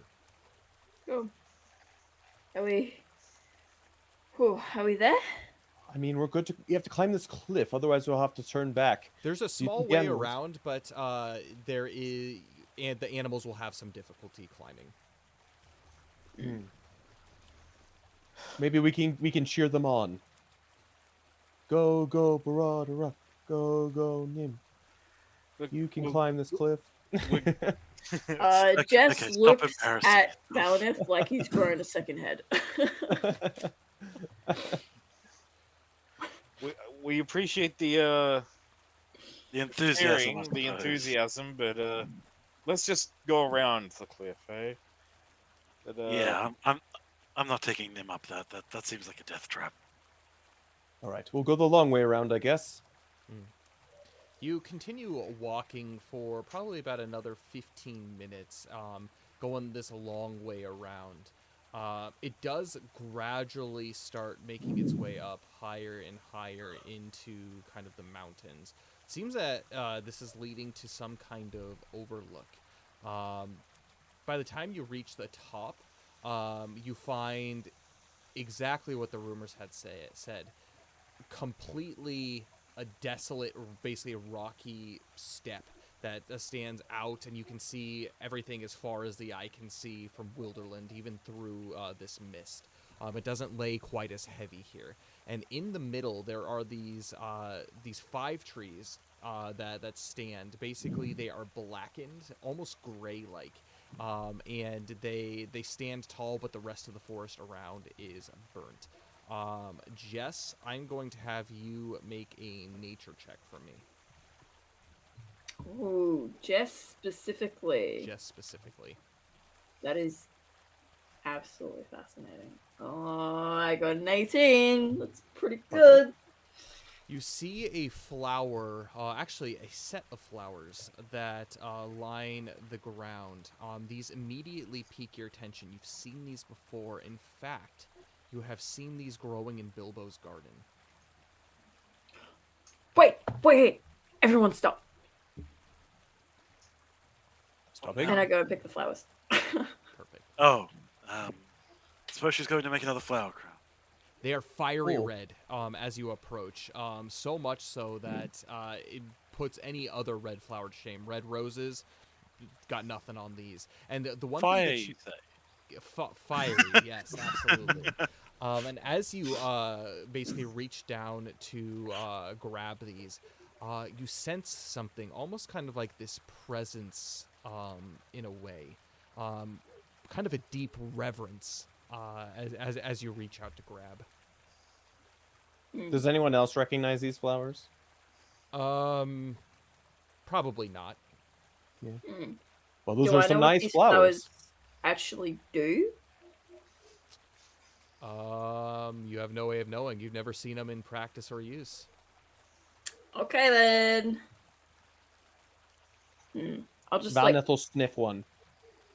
stroke. They it? smell of ash. Huh. Guys, these Kind of smell almost like a ash. firewood wood smell. Ooh, I like that. Fascinating. How many flowers are there? There are. It's basically this ring, like a perfectly laid out ring around these 5 trees. There's probably a total of 15 to 20. Should we make camp in the center of this? This looks like it's a good omen for us. I don't know. My nan always warned me about mushroom circles. Well, this is flowers, luckily. Flowers. I don't- Are flowers? I don't want to know about these mushroom circles. Sounds You dubious. don't know about the mushroom circles? I do not know about the mushroom circles. Sounds horrifying. Yeah, don't go inside a mushroom circle. But if you want to go through, That's a flowers. wives' tale. Early men thought that if you stepped in a mushroom circle, that the horrible elves would show up and kill you. Well, My good father's thing I'm an told me elf. this one a Ha bunch of ha. times. Apparently, his dad told it to him. that is There you go. not the version I heard. Fano, you have to believe that that is not the version that I heard. I'll believe you. You know, folk tales and myths, I suppose, do drift over time. Maybe They Meglin do. will show up again. Ha ha. They're I still don't meant to want to deal with him ever again. I Oh, I watched him don't. die, and that's the end of that. Who's Meglin? Oh wait, no, that was that my elf. friend's ex is the best way to put it. I think Yeah. Feanor's just a little jealous. Is all. My friend's executioner is the other way I'd put it. Yeah, oh, that is also true. Yeah, Seems complicated. yeah, still a bit fresh, but you know, it is what it is. Question for the group of you. So as you approach this circle of flowers with these trees in the middle, what are you currently doing? Are you standing outside of the circle? Are you entering the circle to examine the trees? What's generally what are each of you doing? Valneth's going in. He don't care. He's just like, this is fascinating. Bilbo Baggins was here, in fact. Yeah, seeing how the place is like all burnt and everything, Feanor's gonna see like if there's any sign of like green or Yeah. a shoot from grass or something. Like Make a nature check. there's obviously these, yeah, because like there's these flowers. Hopefully something else is around. 3. 3. No. It's pretty much this completely burnt glade, essentially. If anything, that's actually probably the best name for this. This place hasn't officially been named, but people do refer to it as the Burned Glade. There you go. Should make camp. Yeah, so I think just put out bedrolls. I don't think we need to set out the whole camp. Maybe maybe a tarp or something to get you guys some shade. I'll stay up. I already got my rest during the night. I'll give everyone a chance to catch up on some much needed sleep. I think Feanor's got the right of it. We only need to be here for a couple of hours. No need to overcomplicate it. Lock the sun. Have a good rest. Head on our way.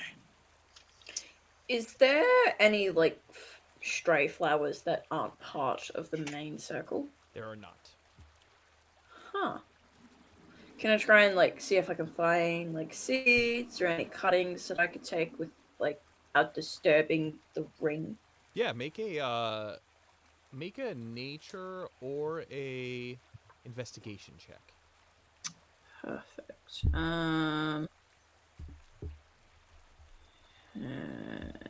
They are both the same. Let's go investigation.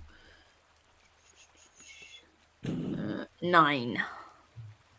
As you look around, the one thing that is very evident is nothing outside of these rings seems to be alive. This seems to be completely charred, burnt basically to a crisp. There's not even signs of grass or anything shooting up, weeds shooting up through fertile soil that potentially should be there. However, on the inside of this ring, there's kind of like this like blackened dirt that's around, and you are able to find what look to be a few seeds within the remnants of this ash. You can go ahead and pick those up. You can do for now name them glade seeds. Yeah, seeds from the burned glade. Yeah. Okay, perfect. And then I'll step inside the circle, roll out my pack, and fall unconscious. Perfect. And with that being the case, everybody very easily, successfully gets their rest. Feanor, I'm gonna have you make an Arcana check for me. One of the skills that our Slayer definitely is very proficient in. I got a dirty 20. Dirty. Yo, let's freaking go. Very nice. My int-based check is my highest roll of the session. He's an elf. As it you makes sense. sit and see the mist from the mountains clear, you feel this overwhelming sense of peace. The scent of firewood almost seems to mingle with your thoughts as you look out at everything that you have experienced. There's definitely something that's different here. There is some kind of presence of magic in this area. Bless you. Some kind of presence of magic within the general area that you are in, and you noticed it as soon as you entered the circle of flowers.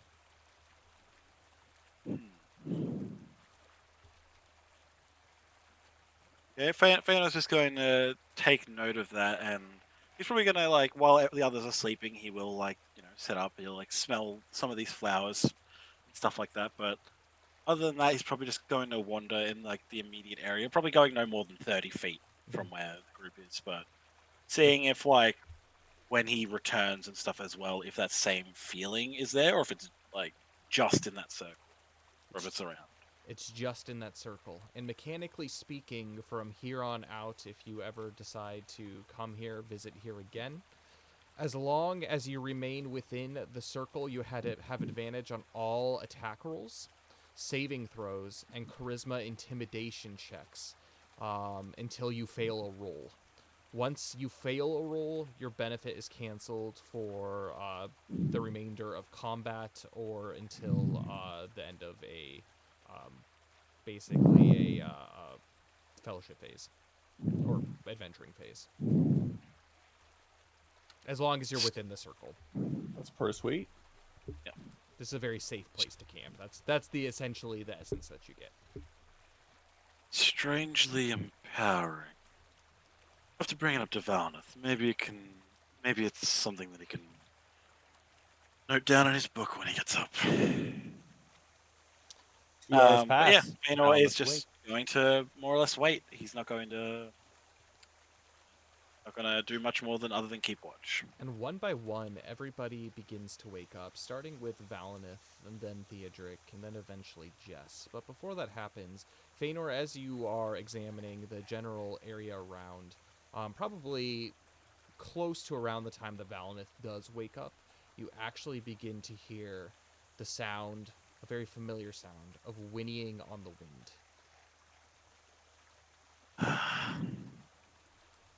Might as well. Feanor's going to put his fingers together and is going to let out like a really clear, sharp whistle when he hears that. Make an animal handling check for me. Ooh. We all gonna have steeds? 5. 5. Back to my under 10 rolls. This whistle is loud, almost deafening, as it cracks off against the mountainside, and out into the abyss that is below you. Beautiful abyss. But altogether, the whinnying stops. But you did pick up a direction that it is coming from. It is coming from the northward direction.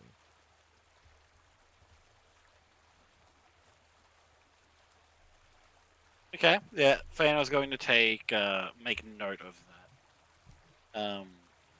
And once the others have gotten like their full rest, that's something he'll keep in mind. Does this seem to be the same direction he kind of heard it coming from earlier when he was on watch?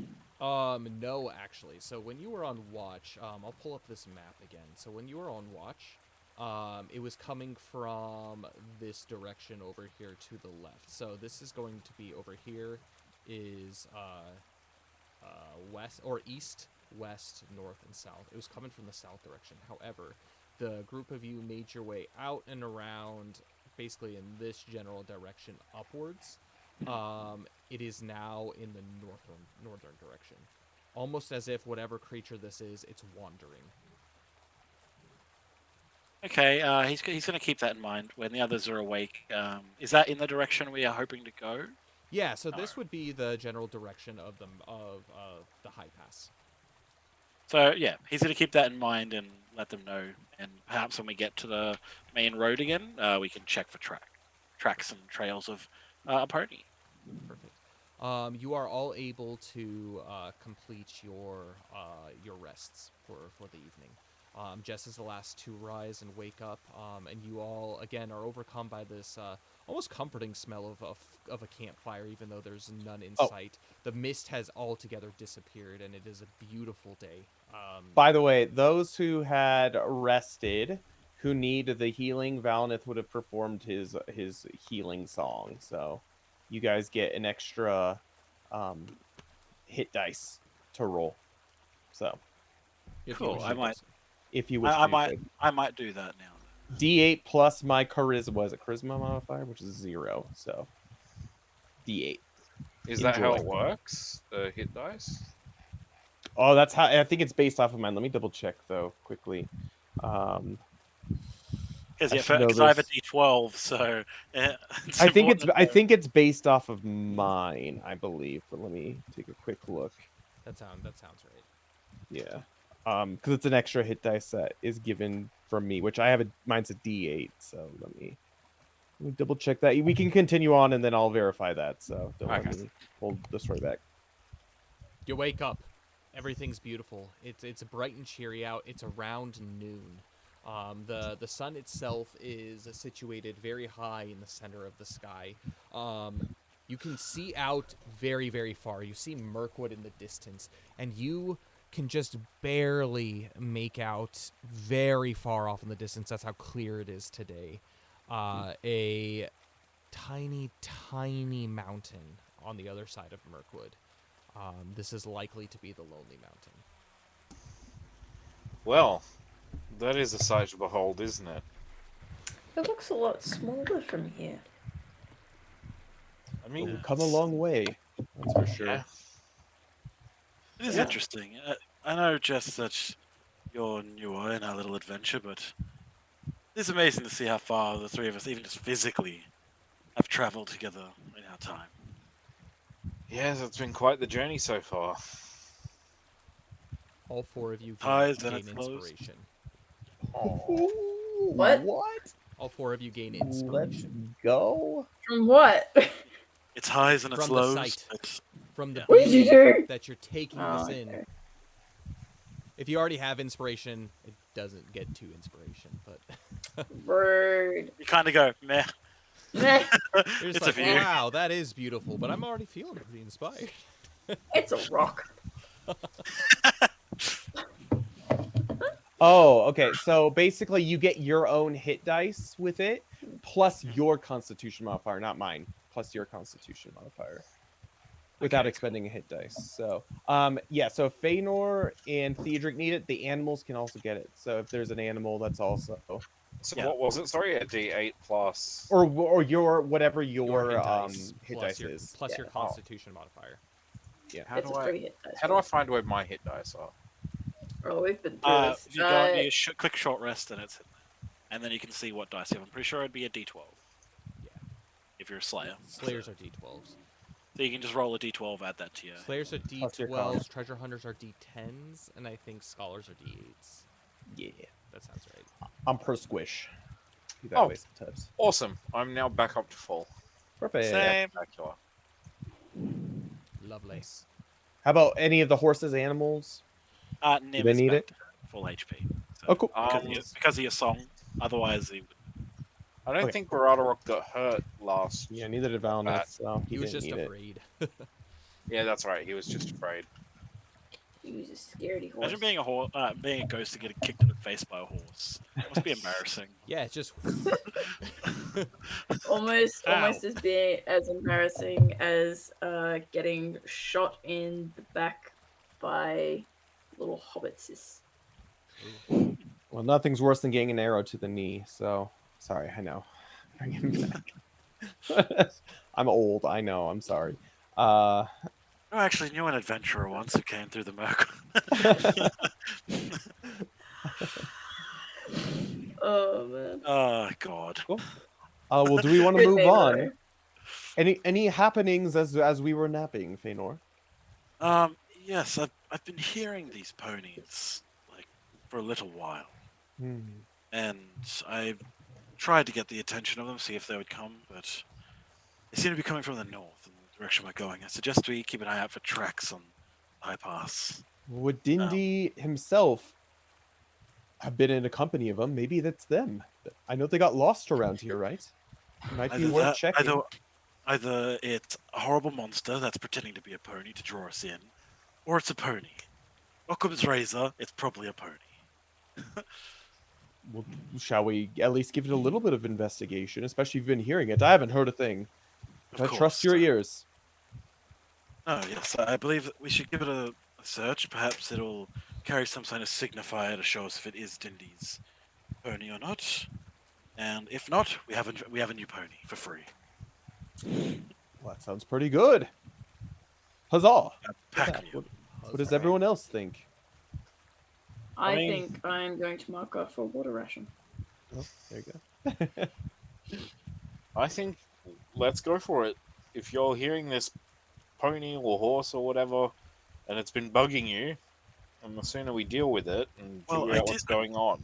I did hear it just before we all went into the dream state. As I'm calling it. Time horse. Oh God. A Hmm. time horse. I'm The changing, worst changing kind the of title of the episode. The time. time horse. Let's do the time horse. Yeah. Oh my god. Let's ride the time horse. Time horse with time barding. Is that like the Middle Earth version of the DeLorean? I like it. Oh God. Oh man. I like it. Don't ride it too fast. Flames as a ghost. Look, that would be pretty metal, let's be honest. But no, if we can keep an eye out for this pony and keep an ear out, it might give us a clue as to where Dindy may have gone. Yeah, I'd be down for that. that makes sense. And perhaps I might have even some supplies.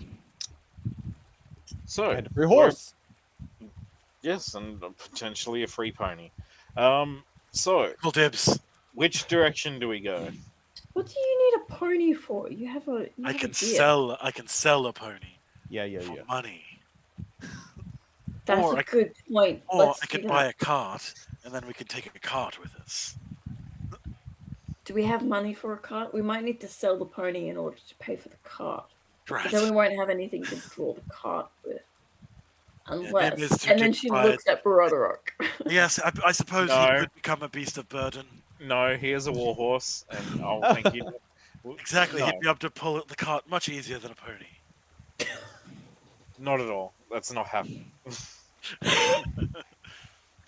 I call Absolutely dibs. offended.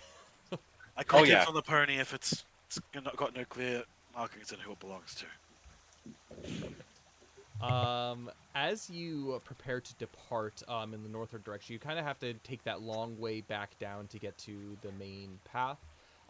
Fortunately, because it's not quite as gloomy, it takes about half the time. So you get there in about 45-ish minutes from the top. Although as you leave the circle, each one of you noticeably feel burdened. Almost as if your time spent inside by these trees, inside the circle of flowers, has heightened your sense of hope. But you immediately feel almost the weight of the world press on your shoulders as you leave this location. Not in a shadow-inducing way, but it's just reality set back in. There you go. Well, something to add to the notebook. I think I'm gonna build a house here someday. Wow, and desecrate a historical site. Honest. No, proud here of to study it, of course, right? I'm proud of you. Okay. Feanor, as the guide for the party, I'm going to have you make a survival check for me.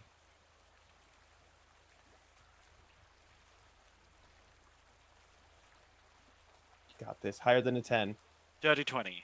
Yo, Dirty let's go. 20. Yes, you continue onward up the path without much difficulty. This is actually quite an easy way upwards. You do notice though that as you make your way into the high pass, the road gets more and more disheveled. Not so much where it's easy to veer off it. There's clear signs that there is a path, but it hasn't been maintained.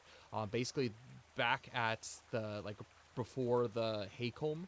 That's the extent of the Beorning's keeping of the roads. And so as you make your way up here, it's become definitely more wilderness, more wild. Things have been grown over. Theodric, as the party hunter, I am going to have you make a perception check for me or a survival check. Okay. Bana is going to say, Just everyone keep a steady foot. Ah. This isn't very well maintained. just a flat check. A flat check of those, yeah. That is a 22 on the survival check. Yo. Did you say both or just one? No, just one. So Okay. either.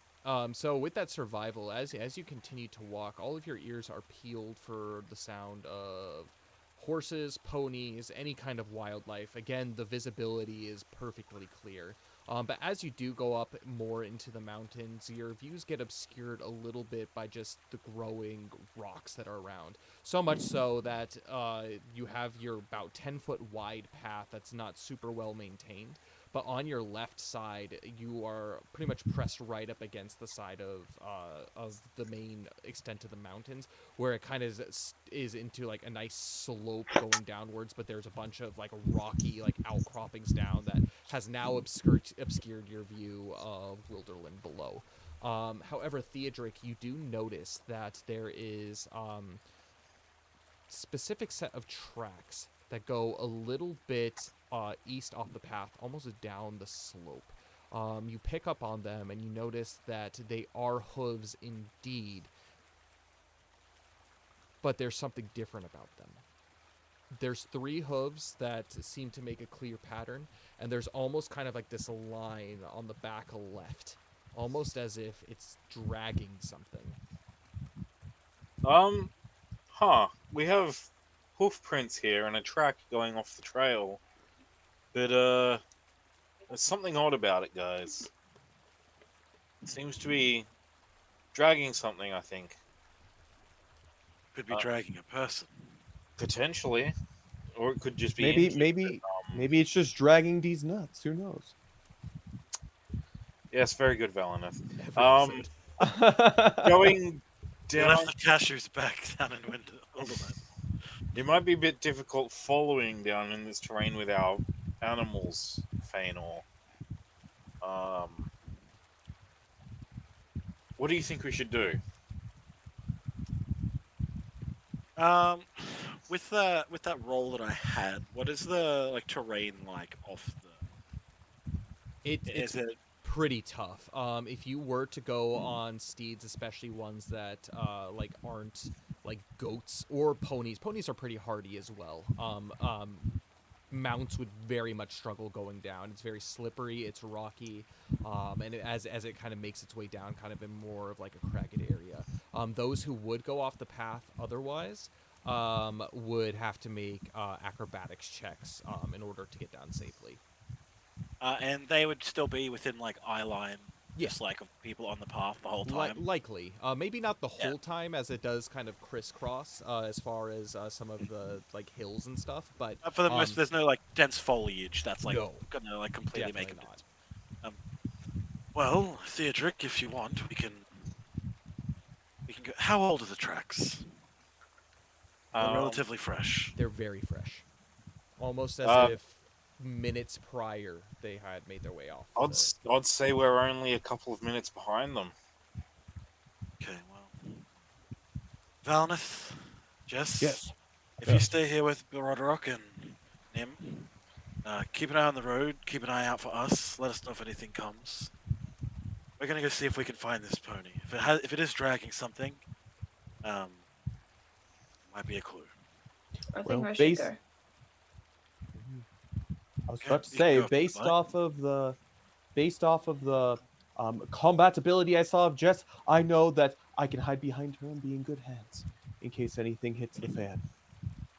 Well, But I slap him on the back. She just volunteered in my place. It's us staying on the road, bud. All right, so Theodric and Jess will be going ahead then.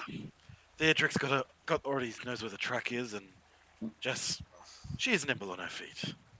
That's true. Yeah. Stay safe. Let us know if anything comes Will your do. way.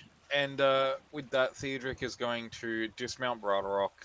He's also going to keep his great shield on Bradorock, so he's not got that equipped right now. Just his sword. And actually, one thing that you found about this barding is it is very much warhorse barding, and there are places on both basically the front flanks of back flanks of the horse that are slots for shields to be able to be basically adorned upon it. It's like war horse barding, so it's pretty cool. Hell yeah. Theodric spotting that just puts his great shield on one of those things. That's definitely worth it. I'm ready when you are, Jess. Perfect.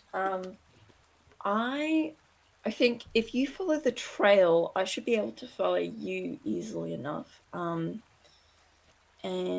just just stealth around you, and keep some distance, but also keep you covered, in case anything goes wrong.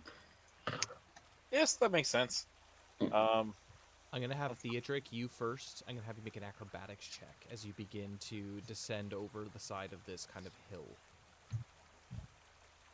Oh, If we had some rope and then say Feanor held one end of it and helped Theodric down, would that help?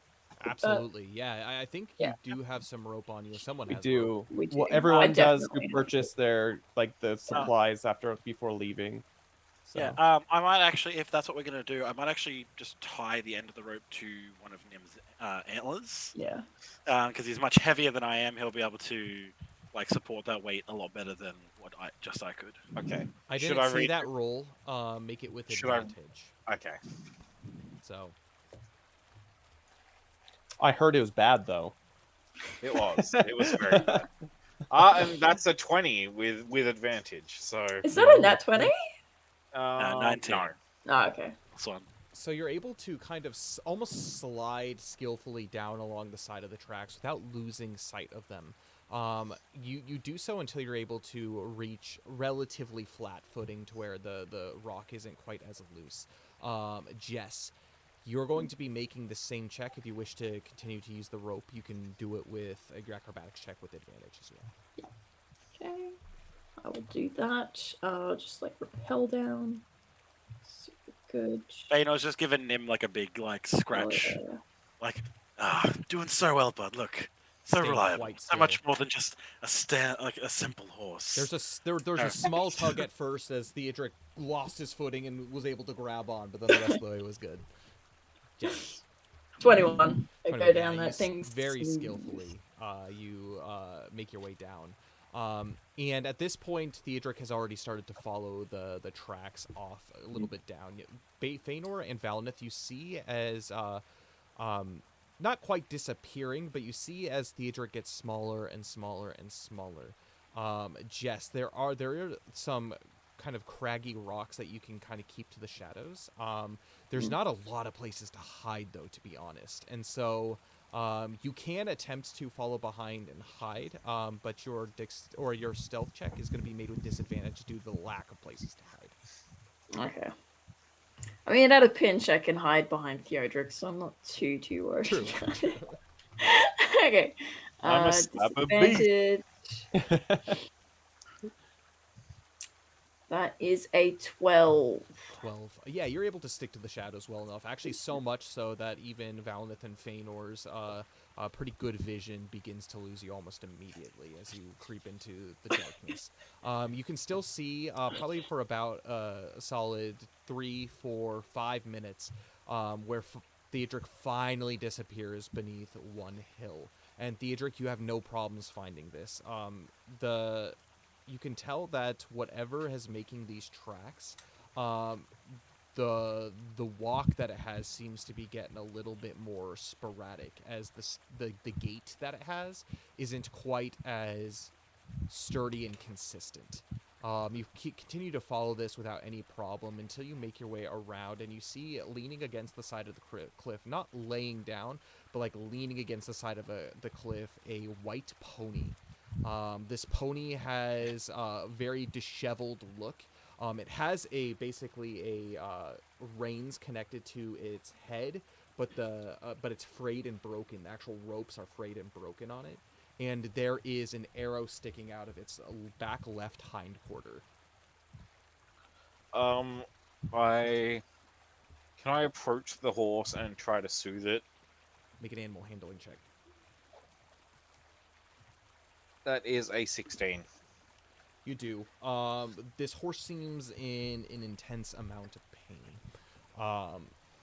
As you get closer and you begin to reach your hand out and pet it to soothe it, you can tell that it's been through quite a traumatic experience, mentally and physically. You look into its eyes and it looks bewildered. Deep, heavy breathing. It doesn't look relieved by your presence here, but it also doesn't have the energy to run away. You begin to stroke its mane, and you can tell that there is clear signs of dry blood matted within its mane, and its back, basically its rear flank where the arrow is sticking out of it. It seems to have become infected. Can I look at the arrow and see if I know what make it is? Like, is it a goblin arrow? Is it... The shaft itself looks decently well made. You're not going to really be able to tell a whole lot until you take it out. Okay, I'm going to, gently try to remove the arrow. Jess, what are you doing at this moment?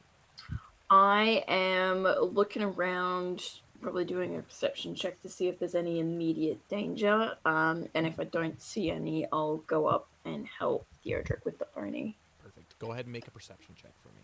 Okay. Theodric, make a medicine check. Ooh. Ooh, is that the first one you've made? Yes. I 12. like it. That's pretty good. First perception check. What did I get? 14. 14. You scan the area. You can see a decent amount, but the sun is kind of starting to begin to make its way over the mountains. And shadows at this point have been casted on all of the areas that are around you. You don't hear anything and you don't see anything. That being said, this place does look like it could be very dangerous come nightfall, not just for the unsure footing, but it could be, it's now in the darkness full of hiding spots for things to be able to be.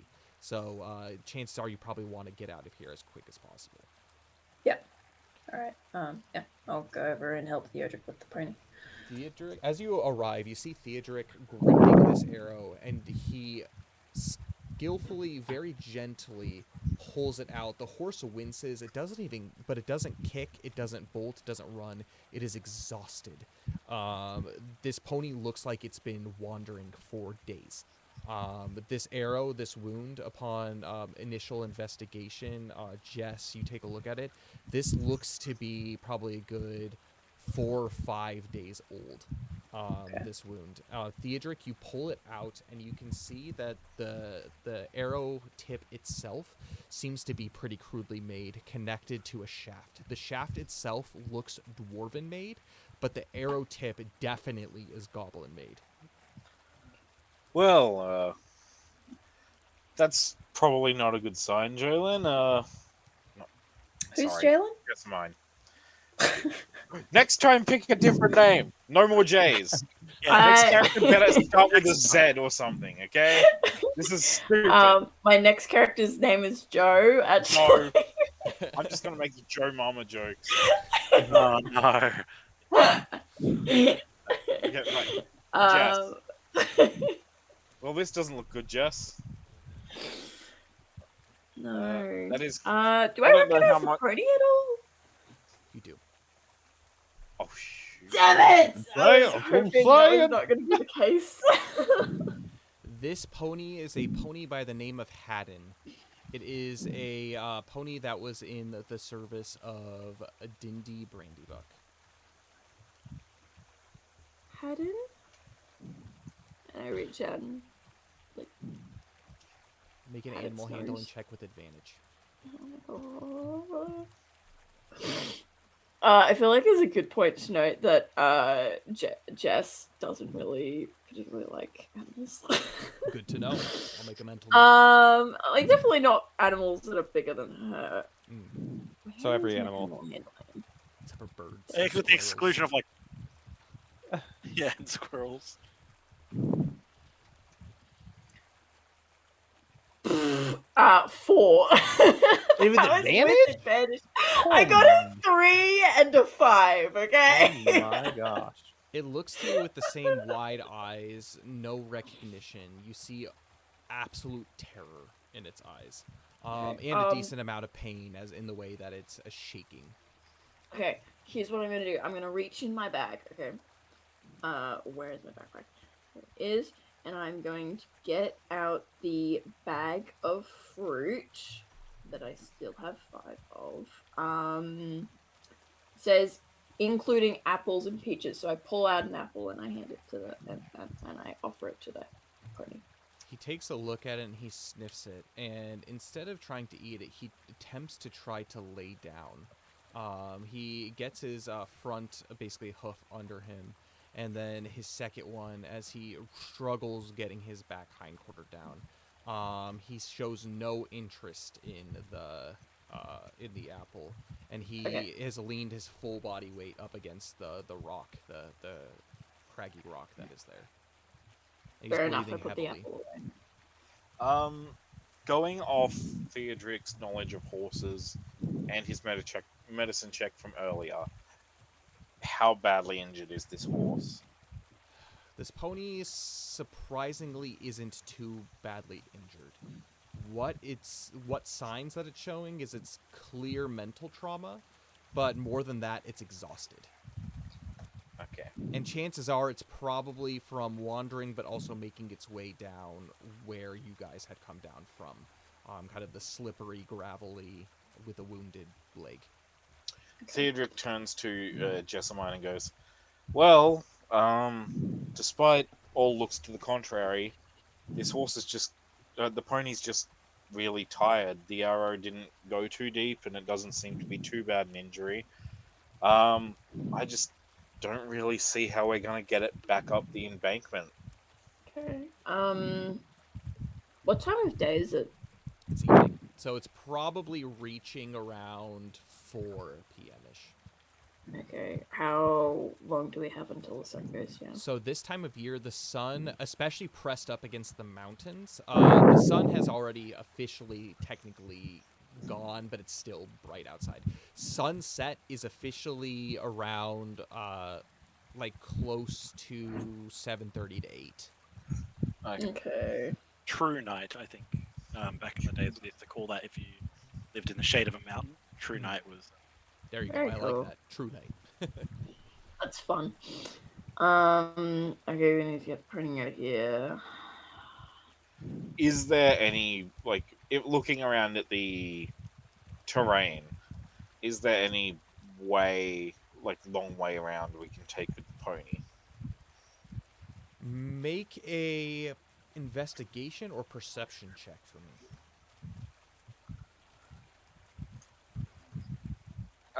13. 13 what? On my investigation. Investigation. So you are spending the time looking at the terrain, specifically the immediate terrain around you. You seem to be at the furthest bottom point of this. Clearly, the area you came up from seems to be a struggle. However, if you continued onward, chances are this is going to rise up. You are at the lowest point of kind of this valley. Chances are you'll probably find a less steep way, but you'll have to continue walking with this pony to do so.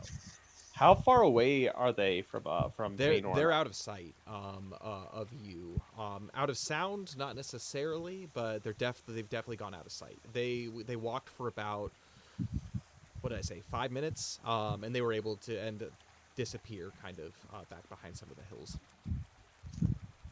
Not too far. Falnet turns to Feanor and says, "Hey, I wonder if they're okay. I mean, it seemed like the animal's injured. Do you think that maybe I should have gone with?" Maybe, but there's no guarantee that it's. Like, he said that the trails didn't really show any blood, but they showed almost signs of dragging, so that could be an issue. But they're not far. If there is an issue, they'll let us know. There's still a few hours till sunset. Shall we call towards, or shall we just let think- it be? I think best to let them call us in case they are in a dangerous situation. We don't want to give them away. That actually Astute. does actually remind me. The blood that you said was on the back of the horses, with my medicine check when I was looking it over, that blood doesn't actually belong to the horse, does it? Hard to tell. Hard to tell. It's probably Okay. like days old at this point. It's probably Dindy blood. Theodric's gonna do the gross ooh. thing I always do in movies and just poke the blood and then use this horse blood. Ugh. Make a nature check for Thank me. God, Fallon. How do you know what horse blood tastes Oh like? my God! Thank God. Maybe. Fallon at 5 points of shadow. Nature. Bah. That is a 15 on my nature check. 15. It's stale. It's old. You can't tell. Okay. Uh, There. Yeah. Yep, What that's did you blood. think that was going to It's accomplish? not orc blood. It's not orc blood, so I learned something. Well, hooray. I look around. You said that this was not a great spot just because of all the nooks and crannies. Yes. Would it be possible to set up camp here or somewhere close by? Make a survival check for me. like maybe in one of the nooks and crannies, so like kind of hidden. Survival. Not great. That's a 6. 6. You could potentially try to hide, but not a whole pony. It can hide you. It could probably hide something like a goblin, but this pony's too large. Basically, if it stays down here, it's a sitting duck. It's basically gonna. It's a feast, waiting to be had. Okay. Well, I didn't write down the pony's name. What is the pony's name? Haddon, Haddeen. Okay. Looks like he hadn't a bad time. All right. I wish you hadn't said that. Yeah. I wish I had. I hadn't heard that. Okay. So, be like, whew, okay. Theodric, he can't stay here. We need to get him to move. There's going to be. I don't think he's going to. He's moved as far as he can. I think he has to move because if he doesn't, if he stays here, he will probably die. Jessamine, take it from someone who's been around horses and ponies his whole life. This horse cannot go any. This poor guy's pushed as far as he can push. Take it from someone who is incredibly stubborn. We have to try. Use your brute strength. Pick it up. It's only a pony, right? Theodric's going to try to use his animal handling to get the pony to move. Yeah. Can I use intimidation to get the pony to move? Okay. Make an intimidation check and make an animal handling check for me, Theodric. This is what we call the carrot and the stick technique. Okay, I got a 12 on my animal handling. Okay, what's that intimidation? 11. 11. Perfectly balanced. Perfectly balanced. You're able, with the two of you at work together, fortunately you are together doing this, you're able to get it standing. So much so to the point where you are actually able to feed it an apple. It does eat, but it still does seem weak. You're going to have to do something to calm its nerves. To get it to go, and if you're not able to, chances are it looks like it wants to lay back down. Okay.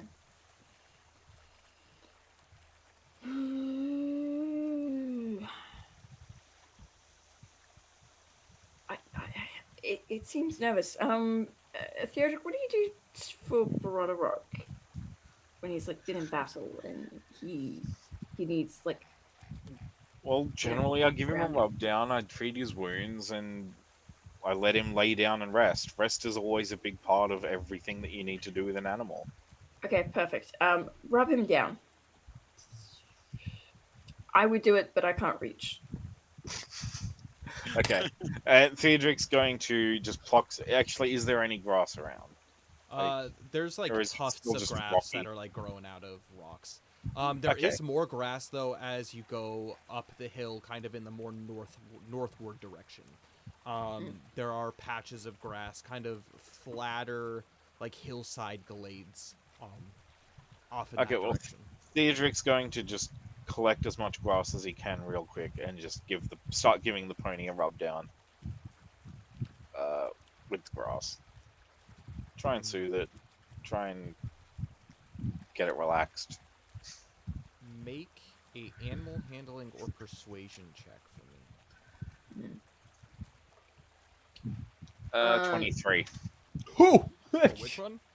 On animal handling. You very successfully get it to move. You take the bit of reins that it still has that haven't been completely broken, and you begin leading it in a relatively decent pace. It's still hobbling, but not as much. There doesn't seem to be any blood gushing out of the wound as it puts pressure on its leg. Looks like healing has begun within the wound, but it probably should be bandaged absolutely at a certain point. But you are able to coax it to move. And at about probably couple of minutes of doing so, Feanor and Valinith, you're able to see both Theodric and Jess leading this pony as they come back into view going northward. Valnith turns to Feanor and says, "I guess it is a pony. Do you want to sell it?" I think for now, having it as a pack animal might give us a bit more of a chance to rest. Jess will run Or up if it's in a bad way, honestly, it's more food. Not ideal, but that's genuinely what it is. Jess will Barnacle is what they run call up. it in Rivendell. Yeah. Jess, Uh, hello. Did it go well? It's Haddon, and she'll climb up the hill. Oh boy. Valnith It's one will of Dindy's examine him. ponies. We found a goblin arrow in his hindquarters. Valnith will Haddon's examine. not able to get to where you guys are, FYI. No, I know. Yeah. I'm just climbing up the Valnith- hill to talk to the elves. Valnith will see the injured horse and be like, "Oh, I'm on my way," and he'll hop on down as best as he can, Make an and he'll- acrobatics check for me.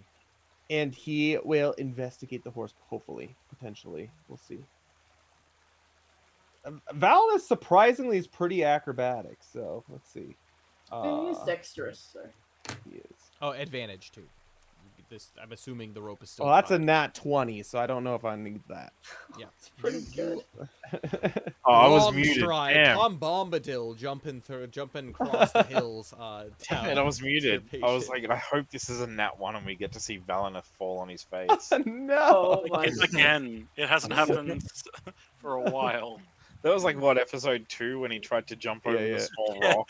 Yeah, was he tried good. to run down a very slight hill, and he like He was just Failed. taken by the idea of battle. Yeah. But you are now taken by the idea of Healing. helping healing. So this you're good. And you're able to run up to catch the slow moving Theodric and Haddon. And Valnith will be like, "Theodric, I'm glad you found this horse. He looks like he's having a bad time." need to be stopped. Well, I'm glad Jessamine shared that tidbit of a name with you. But yes, I thought it was funny. I thought it was witty.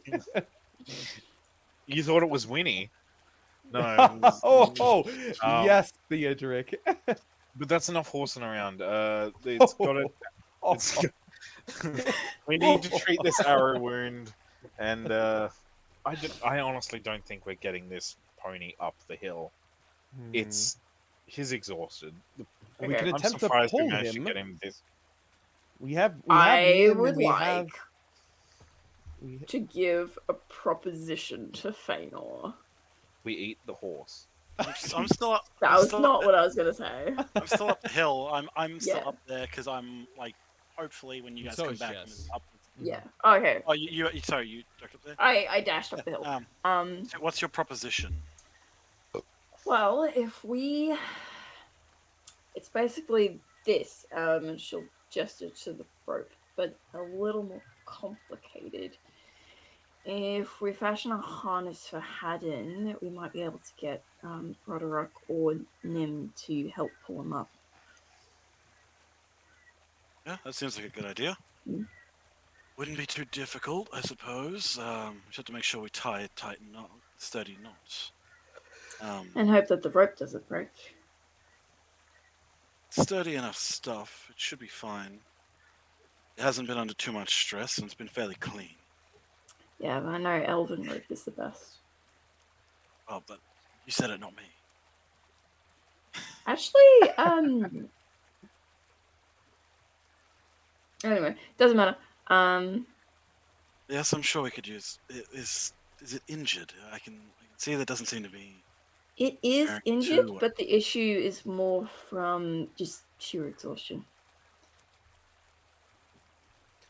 Valnith is That's good. bandaging the horse up as this is happening. Yeah. He's doing his best. We'll get it up to the road, and then we'll see if there's anyone nearby we can make camp. And we'll give it We'll some go food. back- Some. To the circle. Oh, I'm not there. Sorry. How far? Yeah, how far away are we from that circle? That is It's a good. You left around noon. It's about 4. I think it's better to try and push on, perhaps. I've been hearing this whinnying nearby for a while. So this thing, it seems like it got attacked a little bit ago, and it survived so far. I'd assume that there are no goblins in the area, but I'd rather still like to press forward. And we were able to find it, so if something else is tracking it, it would likely be able to see it. Yeah, I If just if a small group of goblins does come across a much larger caravan of people, us, then perhaps they're more likely to leave it. I just don't know how much further we're going to be able to get this horse. It'll go as far as it needs to, or it'll die. That's harsh, but that's how it is. It'll die if it stays here, and it'll die if it can't make it. Really many other courses of action to take with that. Did you say horses of action? Feanor looks at her and sees that she's standing right near the edge, and was like, for like a brief moment, like in his mind is playing the like shoving her off the edge, and then it cuts back. He's like, no, I didn't say that. Okay. All right. Enough horsing around. Let's do. Oh no, you can't reuse them. Theodric already said that one.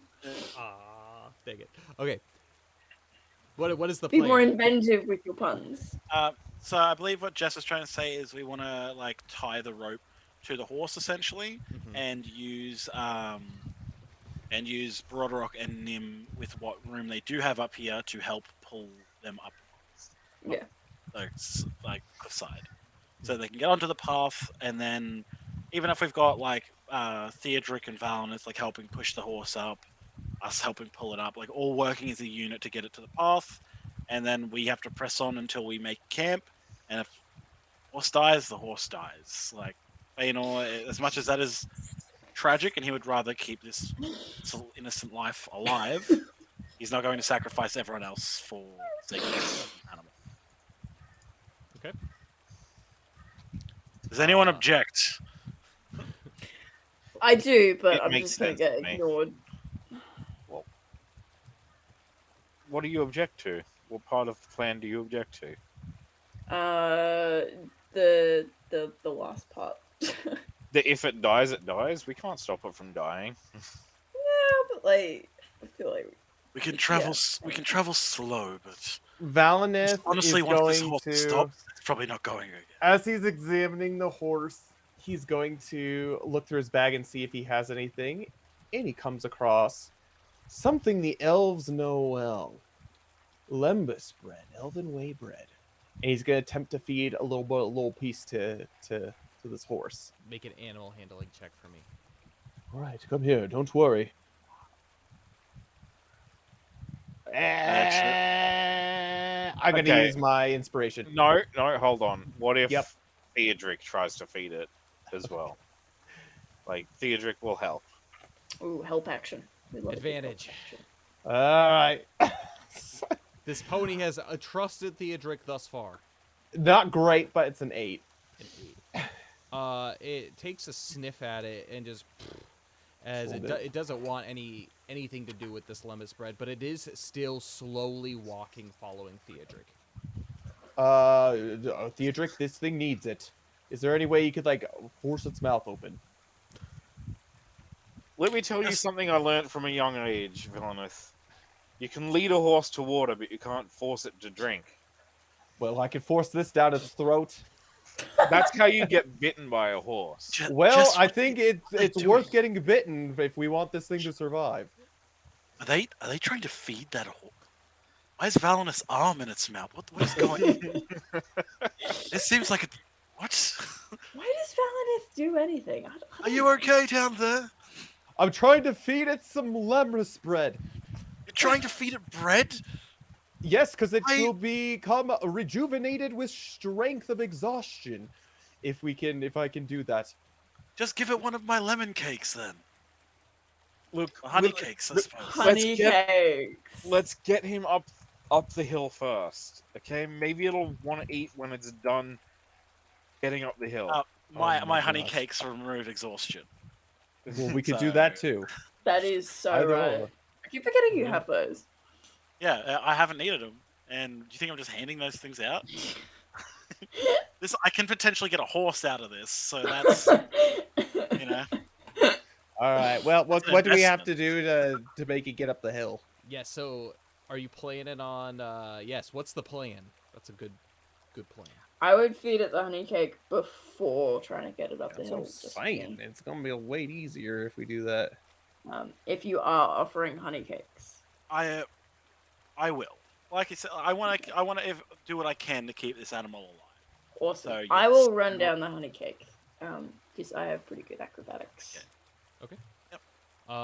Yes, so that's going to be advantage on your acrobatics check. I'll remove one of Roll them. Not great. 11. 11. You do get down. Carefully, you are holding this honey cake like it is a precious bird egg that you don't want to drop. You make your way down, and you're able to rush over. Again, they're making it at a pretty slow pace as they continue northward, kind of along this valley. And you are able to arrive with the honey cake. If you need to, maybe get it to eat some apple and put it in there with the throw it in its mouth when it's not looking. Vaynor, make a perception check for me. Okay. A 17. 17. With the last amount of, not last amount, but as there is still a little bit of light, you look further up the road, and you can see a little bit further than perhaps where they would down below in the valley. But you do see, if they continue in a decently northward direction, there's probably an area, probably a solid 300 yards out, that could serve as a good potential place to get this pony back up the hill. It's Okay, not too rocky. It seems pretty firm. There's decent amount of grass to hold traction. So, hey, Jess, I know we had an idea, but I can see up the path. There's another place that's a little less steep. If this horse rushed down here, no wonder it's tired. We'll walk up that way. I'll keep an eye out. And he's actually going to take the rope off of Nim, stow it, hop up on Nim, and he's going to have his bow out. And he's going to grab Brodrock's reins, and he's going to alongside the party as they're bringing this horse along. Be keeping and an active. Brodrock is keeping his eyes completely on Theodric this whole time as you're continuing to lead Brodrock in that general direction. Some were a little jealous, I think. Yeah. Don't worry, that horse hasn't got anything on you. Look at you, you're at least another 10 hands tall. That thing's He's the brown 2 foot horse. tall. He is the brown horse. It doesn't have the drip that you have. There's no way he'd ride it. It's my horse anyway. So back off. I attempt to feed the white pony honey cake. Make a animal handling check, and this is going to be at advantage. Okay, cool. Because of my earlier intimidation, yes, I see. You will eat. This girl's back. Oh no. That's pretty good. I can't actually see what I rolled. 14. 14. There we go. As you present it to Haddon, he sniffs it hesitantly, but then he begins to take a nibble, and then another, and without much thought, the whole thing is gone. You anyone who don't doesn't tell know- any physical difference, but you can tell he really liked that. He's licking your hand, and yeah, he seems to have a little bit more energy. But for those who haven't, don't know what the item does, it removes all levels of exhaustion and restores a 1 hit point. Holy So- smokes! And I have 3 more of those. So I was saving them for when, obviously when Theodric suddenly becomes 4 levels of exhaustion deep. This is likely to happen. But no, so that should, for Kyle as well. If it had any levels of exhaustion, they're gone. Yep.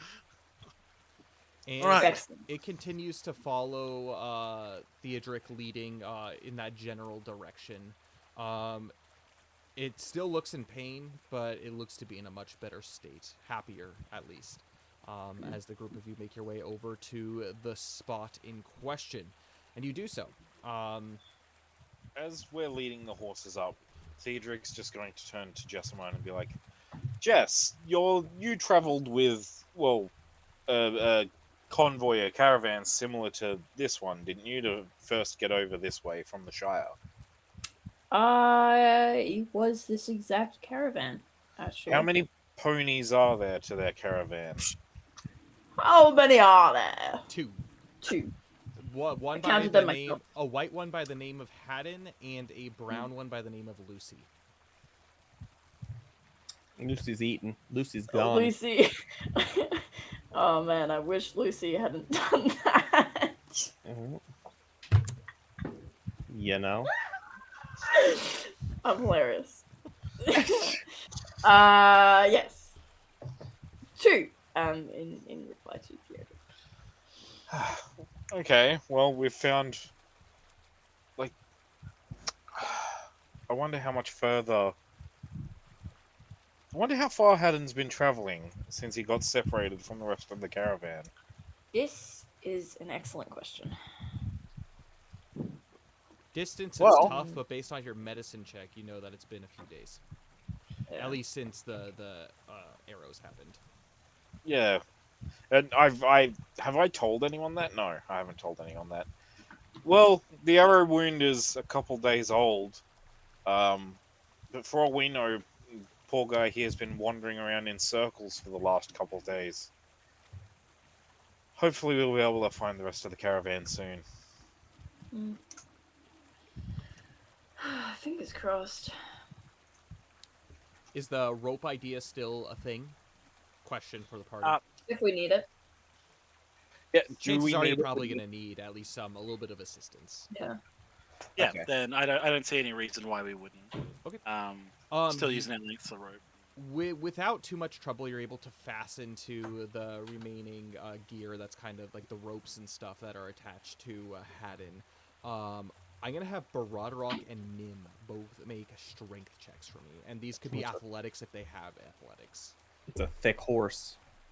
Or pony.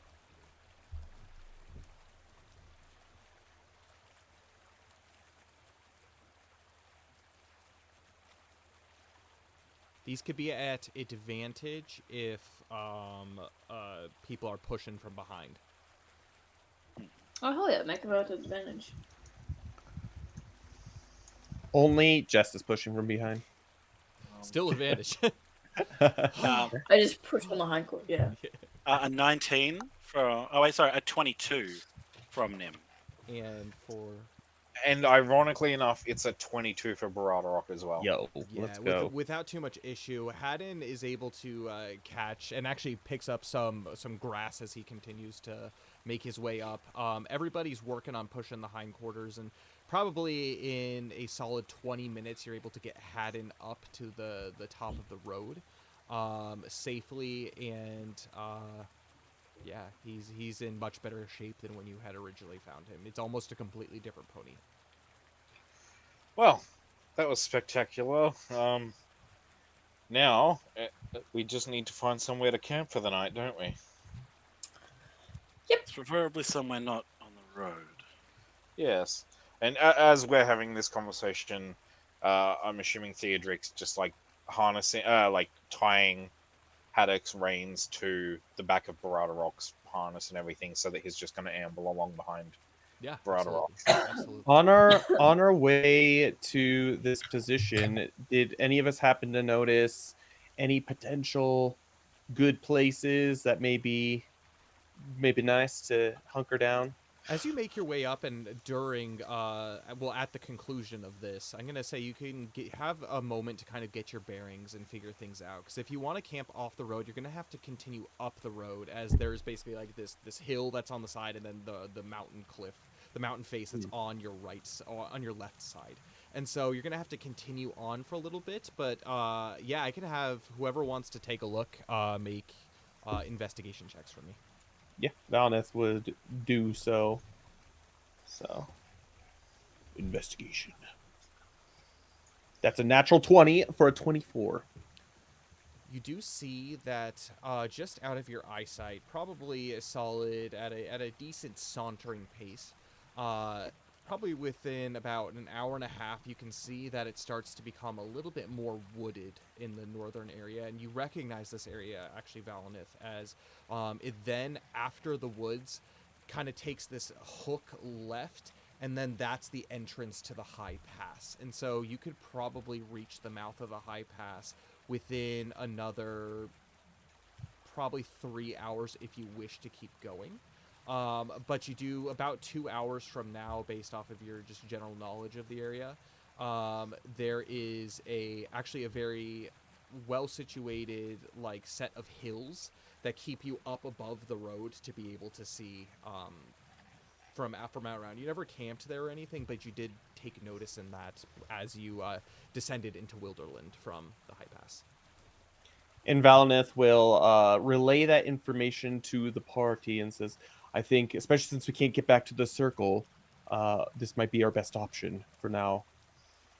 At the very least, we'll have a good vantage point of everything that's around. I agree. Yeah. Yeah, it makes sense to me. We should definitely stay alert, like, even on watches, because I think 2 to a watch while we're up here. Yeah. I think that'll be what's Okay. best. Same as we did in the Mirkwood, 1 elf and 1 non-elf to each shift. Sounds good to me. But Feanor will go first so that he can sleep and then be up in the morning, like to help set up the camp. So as you walk forward from your position from getting Haddon up, you do notice these things. About an hour and a half up the road, it's probably about 5:30 at this point, you see the forest. And about another hour-ish, you begin to see some of the hills on the right as it starts to reach 6. At this point, the sky has become sunset, and you probably still have about another probably hour and a half of sunlight still before it becomes really dusk. But as this beautiful day begins to draw to a close, you start to see some of these hills off in the distance. However, you do notice that situated atop one of those hills, there seems to be a fire lit. This is clearly a campfire.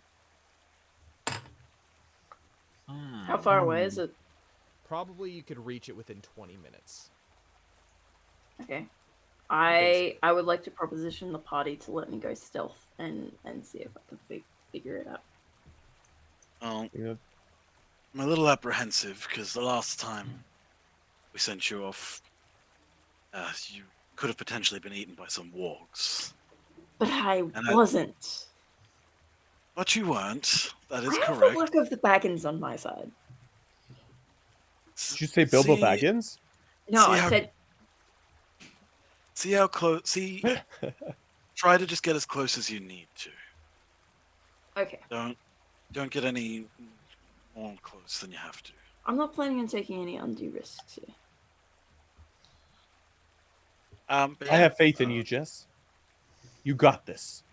I have arrogance in myself. That's that counts for a lot. Confidence. Perfect. So the rest of the party, do you want to like slowly continue to make your way up the road, or do you want to stay put and stop as she goes and investigates?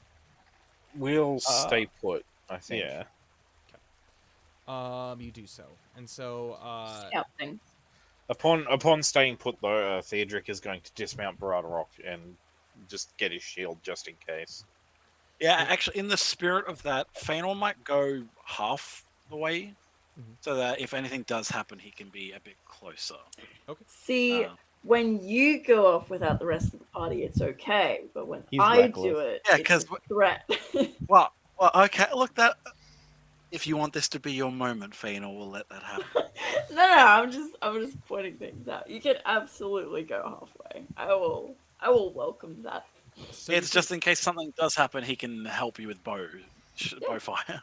Absolutely. So there's two different paths, or kind of, you could go straight up the path, which is definitely the most open. If you go to the right and kind of hook around, there's some kind of rocky outcroppings, but it's mostly kind of mountainy grasslands that are out there, and then they lead to the spattering of hills. The fire hill is the first one, is technically the closest one to you.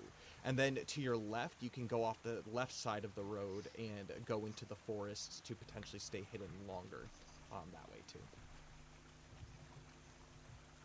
It's up to you which path you want to take. Yeah, I'm a fan of doing like the direct route just because it seems a bit quicker.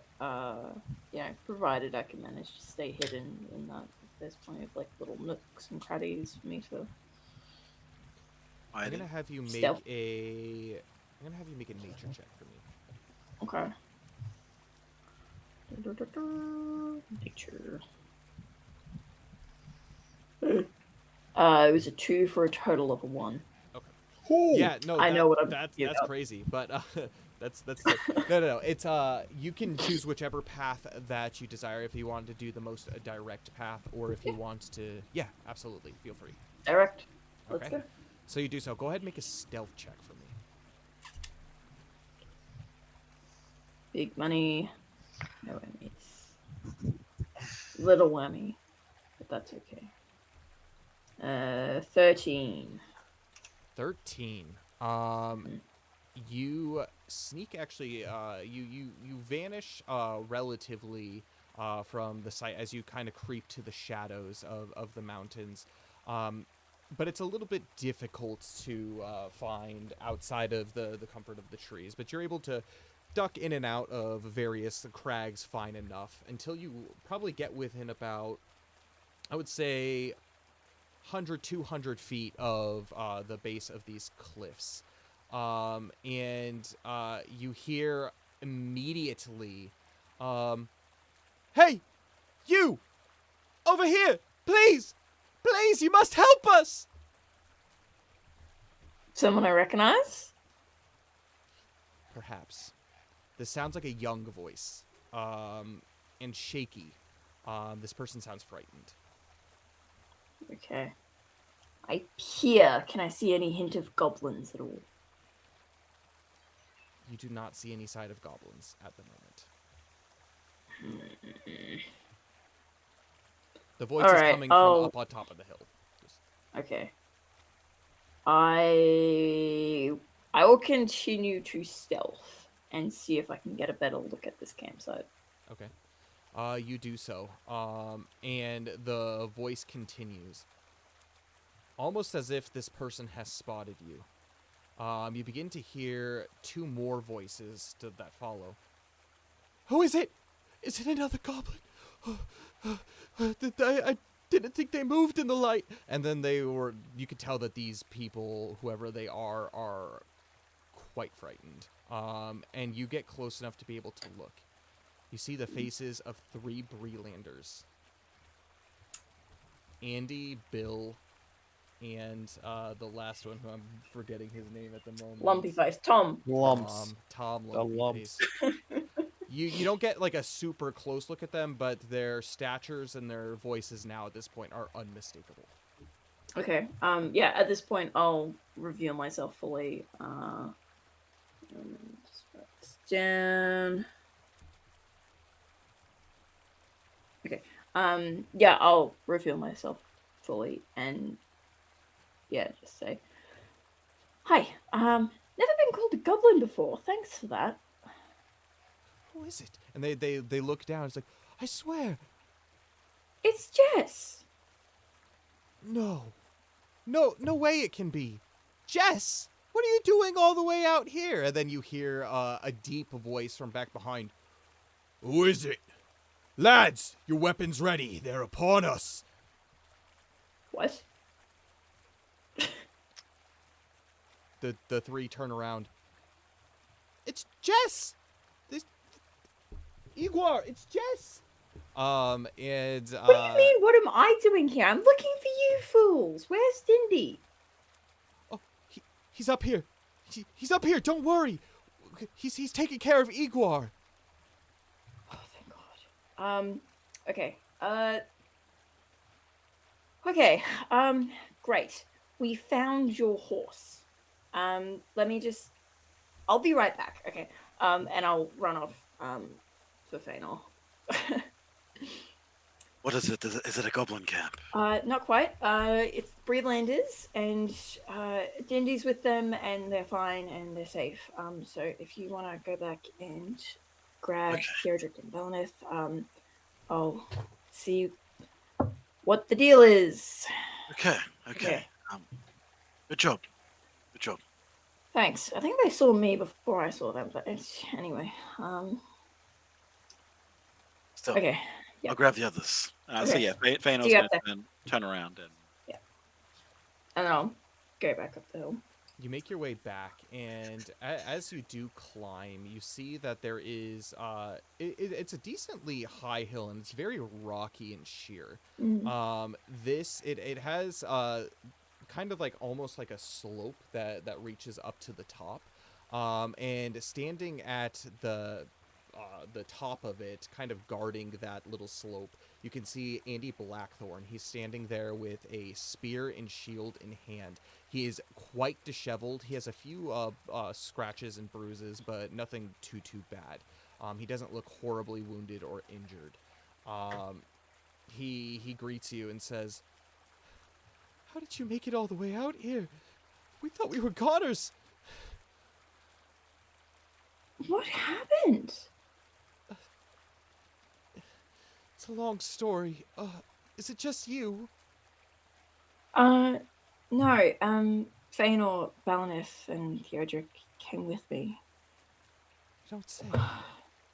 Yeah. He we looks came down looking. and looks back up at you, like very concerned. He looks down at me. Yeah. Okay. Like, yeah. He's looking down, but like looks down at his feet and then looks at you. Yeah.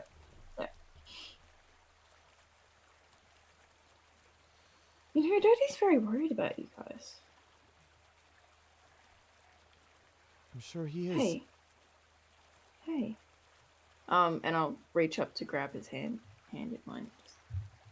You It's grip okay. this very familiar hand, and he is physically shaking. Are you okay? Just let's sit down. I'll make you some soup. You okay?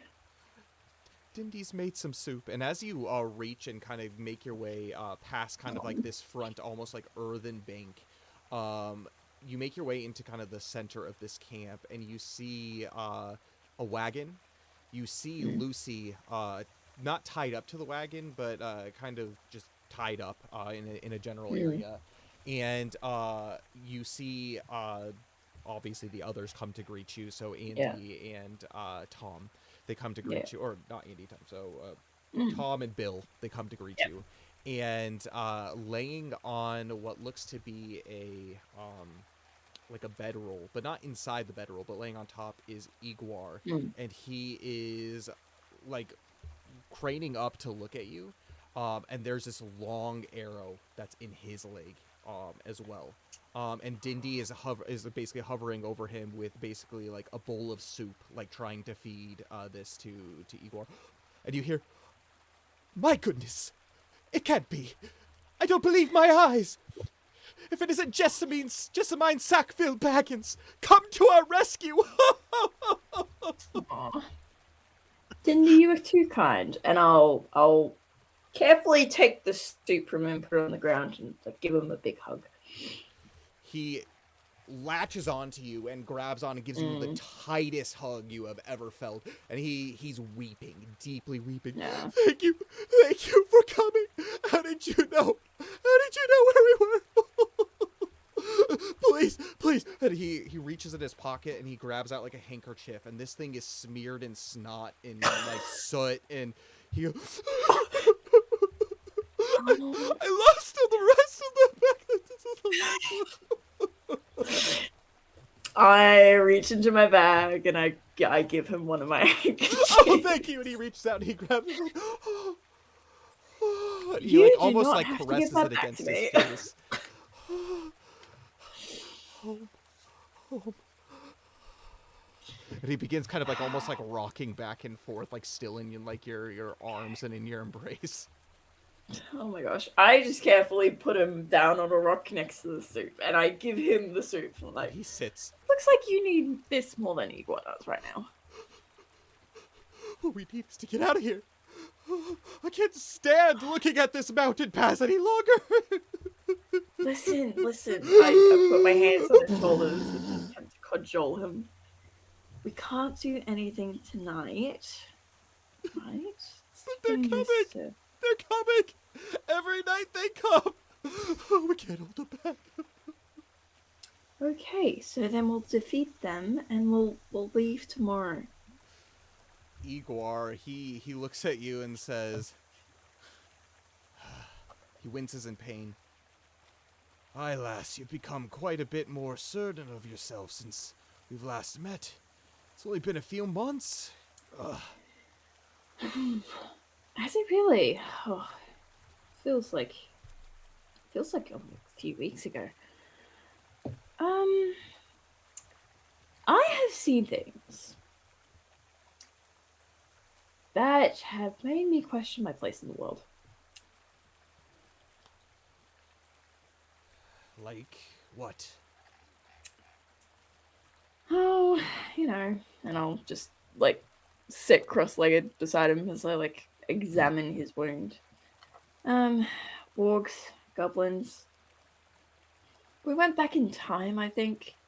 Well, that's unclear. What was that monster?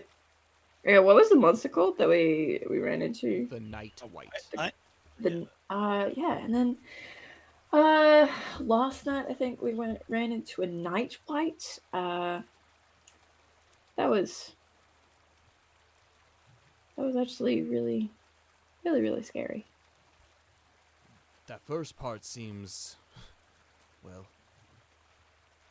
reasonable. But are you sure? And he reaches up and puts his hand on your forehead and says, "Are you sure you haven't consumed any of those mushrooms, Farmer Maggot? Well, he said that some of them were bad." And he reaches on your forehead. He feels that there's nothing wrong, and then he looks at you and he sees the dead seriousness in your eyes, and his face kind of goes from smile and concern, and he looks deep into your eyes. She would have a wry smile at the mention of Farmer Maggot, but yeah, there's just a sense to her now. Jess. And her dress is entirely covered in mud and dirt and grime from the road. Oh, absolutely. He looks to you and says, You are an adventurer yet, but journeys. I didn't want to be.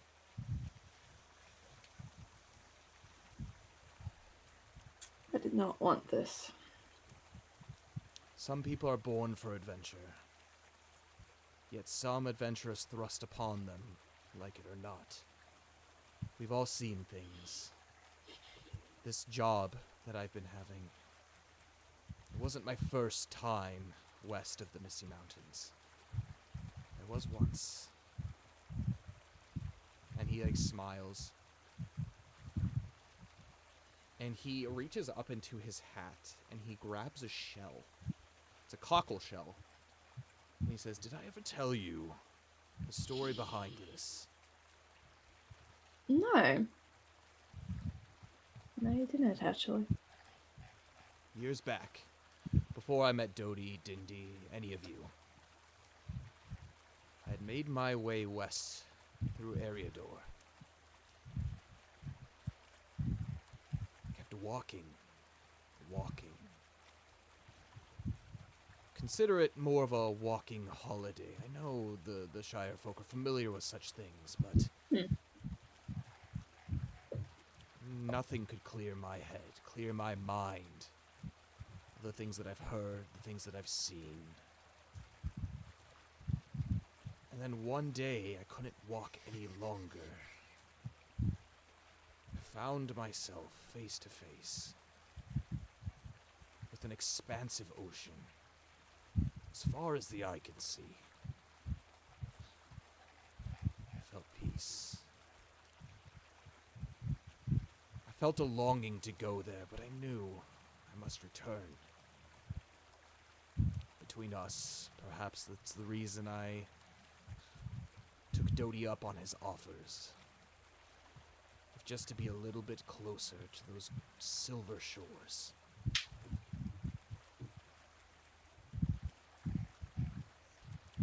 But my time here isn't quite done just yet. I've been through things. We've been through things. And you, Jess, you will go through many sorrows, many joys. And your dress will get dirty.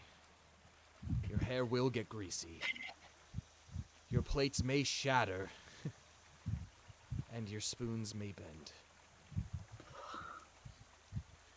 Why would you say that to me? That's so mean. But what's more precious than these things is protecting others.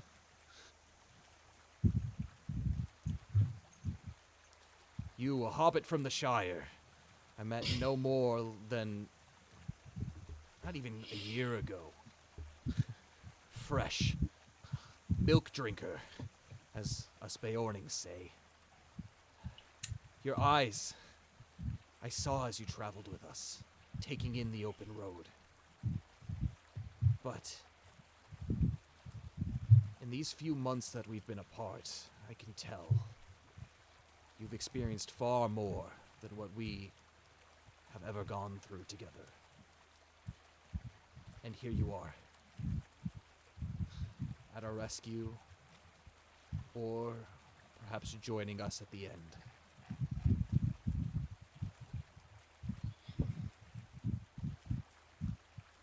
Well, I hope it's the first one.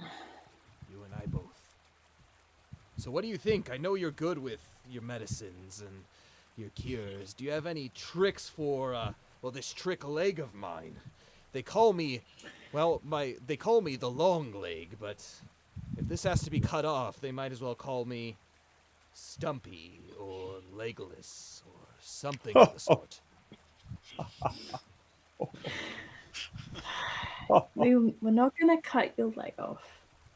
And honestly, my tricks these days are to yell for Valineth for help. It's actually kind of depressing how much better he is at all this than I am. But I trust you. You've never led me astray before. What do you think? And he, basically, he has these long pants that are, you can tell haven't been, off. And so he begins, from, the hole where the arrow is. He begins from the bottom, ripping his pant, all the way down to, the ankle. I give him my hand with my knife. Yeah, and then that helps. He's like, oh, thank you. And you reveal basically embedded in his thigh is this arrow, this very similar arrow that was stuck inside of the hindquarters. However, this wound looks different. I'm going to have you make a medicine check for me. Lovely. Medicine. It's 5. You've never seen anything like this before. You've treated many wounds, cuts, scrapes, even spider bites you've seen, but you've not seen anything quite so infected before. This looks vile. This looks bad. And as that's happening, you hear calling from back behind you. Hey! This way! Fëanor, Theodric, Valineth! Please, come help us! Help us! And you see, waving his spear is Andy as he flags as Fëanor, Theodric, and Valineth come into view with Haddon and the other animals in tow. And that is where we're going to end our session for today. Woo! Okay, last thing. Last thing. I'll just Absolutely. looking at the wound, Mhm. I'll turn to the guy and I'll just say, maybe we will have to cut this off. He looks shocked. I was joking about the names.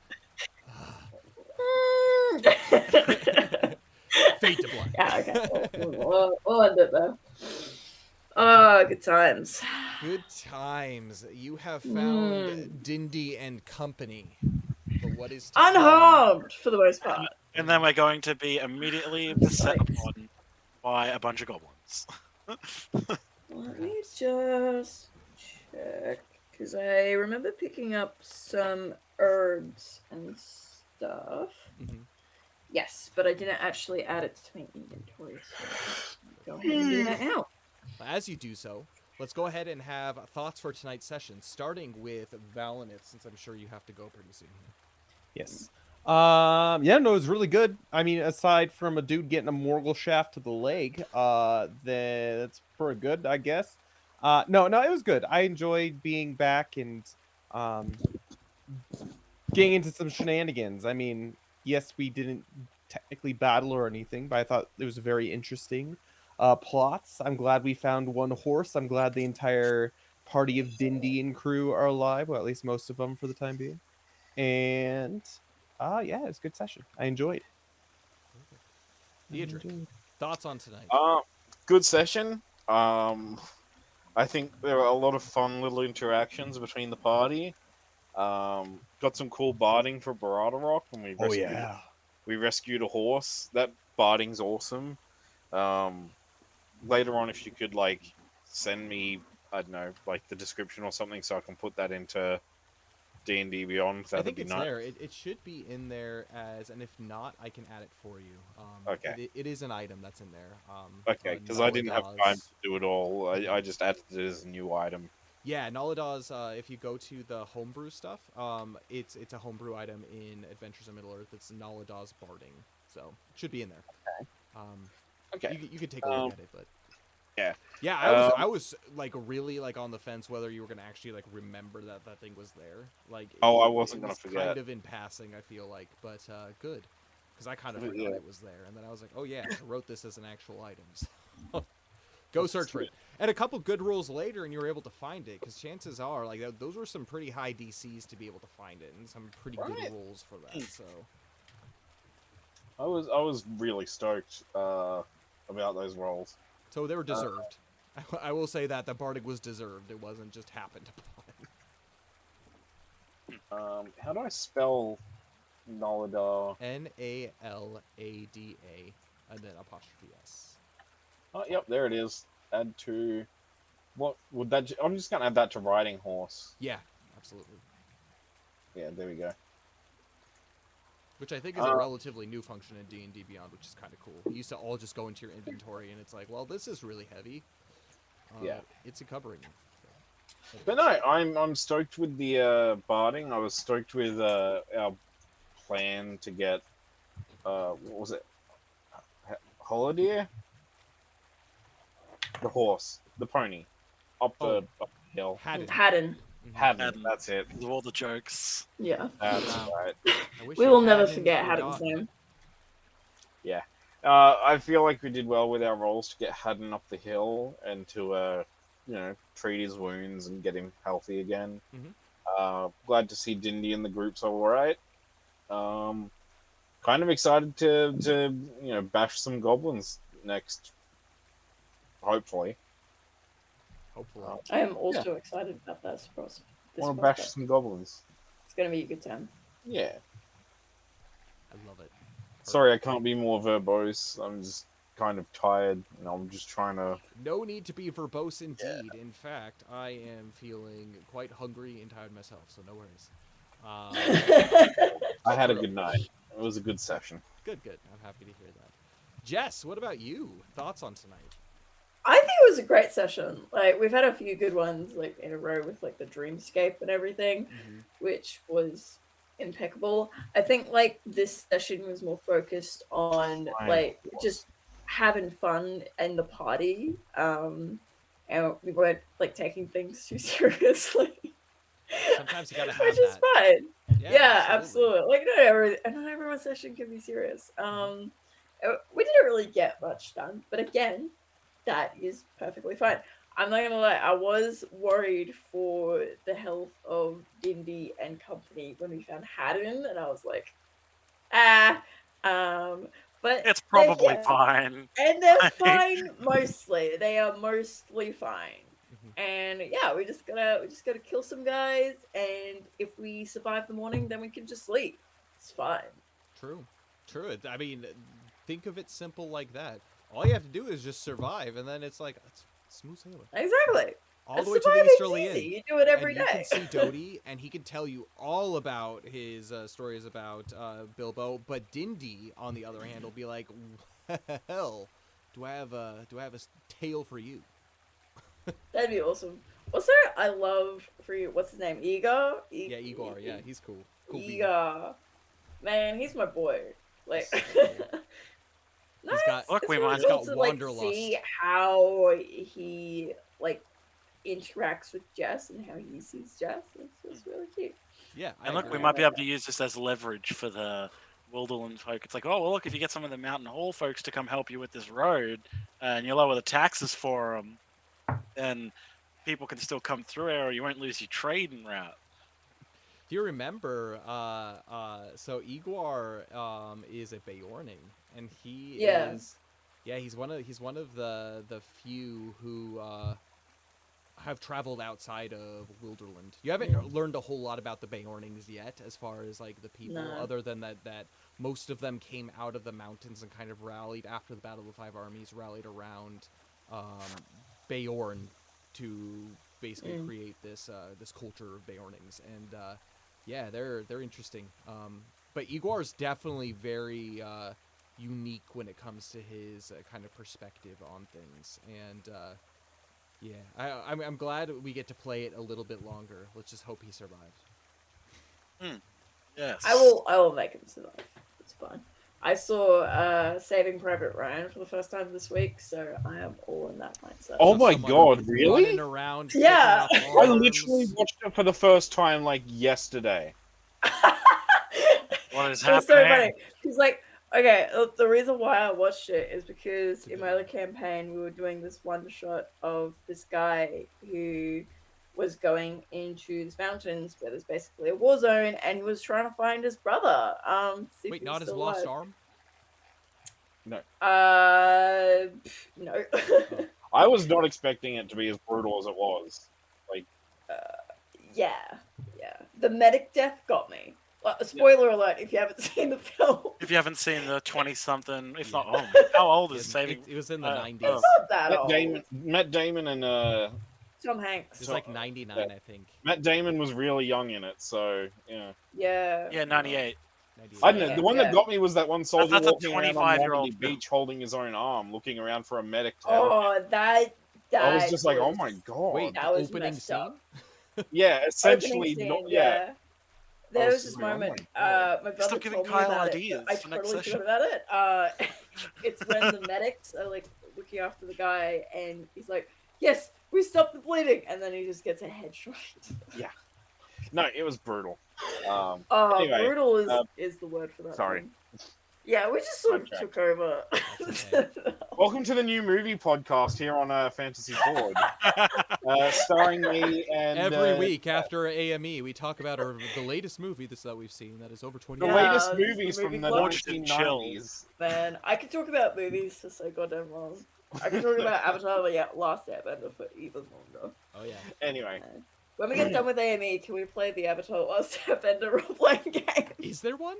There probably is. Is there one? Yeah, There's a it's got TTRPG it's got all the for Avatar bending and Last stuff as well, and as you level up, Yes. it like gets more powerful. Everybody's monk class. It looks amazing. Ah. That's cool. That's really cool. Yeah, I know. Anyway. I watched a decent amount of it. My little brother was super into it. Cole Ford was super into it, and so because I was a little bit old when it started coming out to be my demographic, and I never came back to it later until it came on was it Netflix or Disney Plus or something. Then I ended up watching it. I was like, wow, I missed out. This is really good. I love them so much. My brother got me these art prints for my birthday, and it's like he got me the Wow. whole collection. They're pretty cool. Freaking Yeah, so they're fancy, gonna go framed and everything. that's pretty cool. somewhere, yeah. It's gonna be great. Yeah, it's Anyway. I guess it's not cool. But the but- session was fun, is all I'm trying to say. Good. I'm happy to hear that. Oh my God, we were talking about that, weren't we? Speaking of which, Feanor, your thoughts on tonight's session? I really enjoyed it. I thought it was a lot of fun. It was interesting to it was fun to play a little bit lighthearted after the whole town, time travel, and being a little bit more down to earth. Feanor's just kind of like watching Theodric dig a hole, and he's like, it's stupid. There's not going to be anything in the ground. And then he digs something out, and he's like, well, no, it was fake. It's all coincidence. um, and questioning it himself. Yeah, he's like, well, yeah, look what we found, guys. I didn't sit there while he dug the hole. But being able to just play it a little bit more like, oh, well, we got to go find this horse using one of my honey cakes. Yeah. They owe me money. When this is done, I'm gonna get them to pay my expenses. Maybe there's something in their wagon that would be helpful for you. Yeah. Yes. But no, it'll be good to have. It'll be interesting to see what happens next session. If they're they keep attacking them every night, the goblins keep returning, then look, obviously our group's gonna try and hunker down and prepare for an assault then. And the next morning, we're just gonna try and book it as quickly as we can out of out of the Misty Mountains. Oh, yeah. Let's hope we don't get attacked by time traveling ghosts, the Time Horse again. Yeah. That's gonna be such a fun episode. Can you imagine just coming across that? Just the D&D playlist, and you just see this horse with fire coming out from behind it, a ghost rider on top, in the middle of the someone's going through the AME playlist. They're like, oh yeah, a stew and a Hobbit stew. Oh god, the Time Horse. What are you doing? There's a Time Horse. Just one episode. Just draws them in. That's pretty good. That's pretty good. But no, overall, I had a lot of fun in this session, and it's good to have little comedic moments every now and then, and just have little spots between characters, like Jess and Feanor discussing, yes, this is how we get the horse. Why is Valinus' arm in that horse's mouth? What is he doing? That was all you. That was all you. That was great. I couldn't have done it without you. Oh. But yes. Yeah, I agree. I think the lightheartedness was really good. I don't know if you saw, but I was literally just smiling the whole time. I was just so entertained by just listening to the banter and just being like, what is going on? It's I don't have a problem with it, but you're like, I'm supposed to play too, guys. No, it was really great, especially with a potential siege coming on. It's good to have the kind of the calm before the storm. So, one thing now that you have officially found Dindy, one thing that I want each of you as players to think about, and I'm glad that we could do this in front of everybody, think about for the next fellowship phase, what you want to do and where you want to go. Just keep that in the back of your mind. If you do end up surviving this, have ideas. And it can be wherever you want to. I plan on, if you guys are splitting up and doing your various things, kind of similar, where I'm going to do kind of one-shots with each of you, probably over the course of a month, for the holiday phase, so we can for that fellowship, so you can get a full episode dedicated to you doing whatever you want. For that period. So just FYI, think of those things. Think of maybe stuff that will either help you as a character if you want to return home to do something. If that's the time. This is the time to be able to do it. Okay. You're not, as adventurers, you're not always on the road adventuring. You got downtime to be able to do stuff. So FYI, think about it. Yeah, no, cool. Definitely. Other than that, this is pretty great. Wow, 45 minutes earlier than last week. Crazy. The bar is so low. I'm gonna try to respect your guys' time a little bit better from now on. So I'm gonna try to stop game around, I guess, Japan time, 10 p.m. Whatever time that is for you guys. An hour later, I think. But I want to respect your guys' time. You guys are amazing. You're a fun group to play with. Thank you all who stayed up and watched, whether it's early morning, late at night, middle of the afternoon. Thank you guys. You guys are amazing. We do have some streams for the rest of the week. A little bit later today, in 2 p.m. Mountain Time, Cole is going to be continuing his run of 3 Houses, Fire Emblem. And he's doing the Golden Deer route. And so he is... busting his way through that. I know he's really enjoying it. He's picked up Dain's time slot on that time. Dain will be continuing, however, his Saturday and Thursday streams at 2 p.m. So make sure you check that out. We also have a sponsor here at Fantasy Forge Studios, Daisnaki, their Japanese sweets and luxury treats company. They have amazing Japanese snack boxes, from popular Japanese goods in their omakase box to traditional Japanese goods in their omakase looks box, all the way to kawaii anime goods in their kawaii box. And with that, if you do order from them, say Fantasy Forge sent you, it helps us out. And if you put your Twitch name, you'll get tickets towards a upcoming raffle for a free omakase box here on the channel that they will be helping. By supporting them, you not only support us at Fantasy Forge Studios, but you support a local family business in Tokyo, Japan.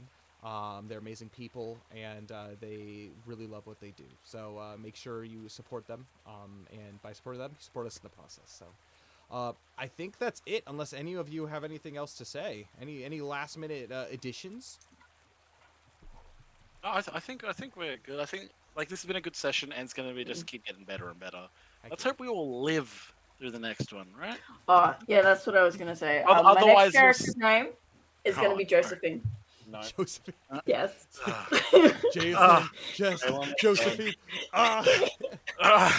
They all blended to merge into one mega person. Jalen the Third. You do like Jason, something like that. All of my characters end up being the same character. Then there's a Jacqueline that comes in as well. I love it. So good. You should not love that, Kyle. At that point, I'm just gonna start calling them the Replacement, and that's gonna be the name. The Hey, official fresh name. meat. So I mean, bad. it's either that or just start playing Cat. Oh, It is your choice. I think we would enjoy beating the crap out of it. He literally just becomes the meat shield of the group. 'Cause, like, who cares about Theodric or Feanor, like, being able to tank things? Just throw Tad down there. Sure. Good Hey, just because we stuff. can doesn't mean we want to. A nice we wanna warrior do the stat fun. block, has like 50 attacks, deals the most damage out of anybody. Crazy boy. From the We're just kind of like sitting to the side, leaning against the wall, like look at him go. No wonder he beat Jalen in a He's fight. working so hard. Maximum. And then he's just like, but wait, someone's running away. My secret weapon. He's like, My only proficiency in thought was rock like, throwing. all I can imagine is like Theodric with like a big bag, like dunking rocks on him, and he's like one of those tennis ball throwers. It's like doof doof doof doof doof doof doof. He We has also this his need to multi go to the Brelands to like tell Jalen's parents that she's Mhm. Oh, dead. Yeah, that is something. There are things to think about for sure when it comes to your next fellowship phase. So Yeah, looking forward to it. cool. Dain was Oh, going to right. get that sword back off Really great. of Valna. That's true. That's a good point. But until then, may the road go ever onward and onward. Thank you all so much for joining us. We will see you again next week, 7 p.m. JST, for some more Adventures in Middle Earth. I'll see you guys then. Bye.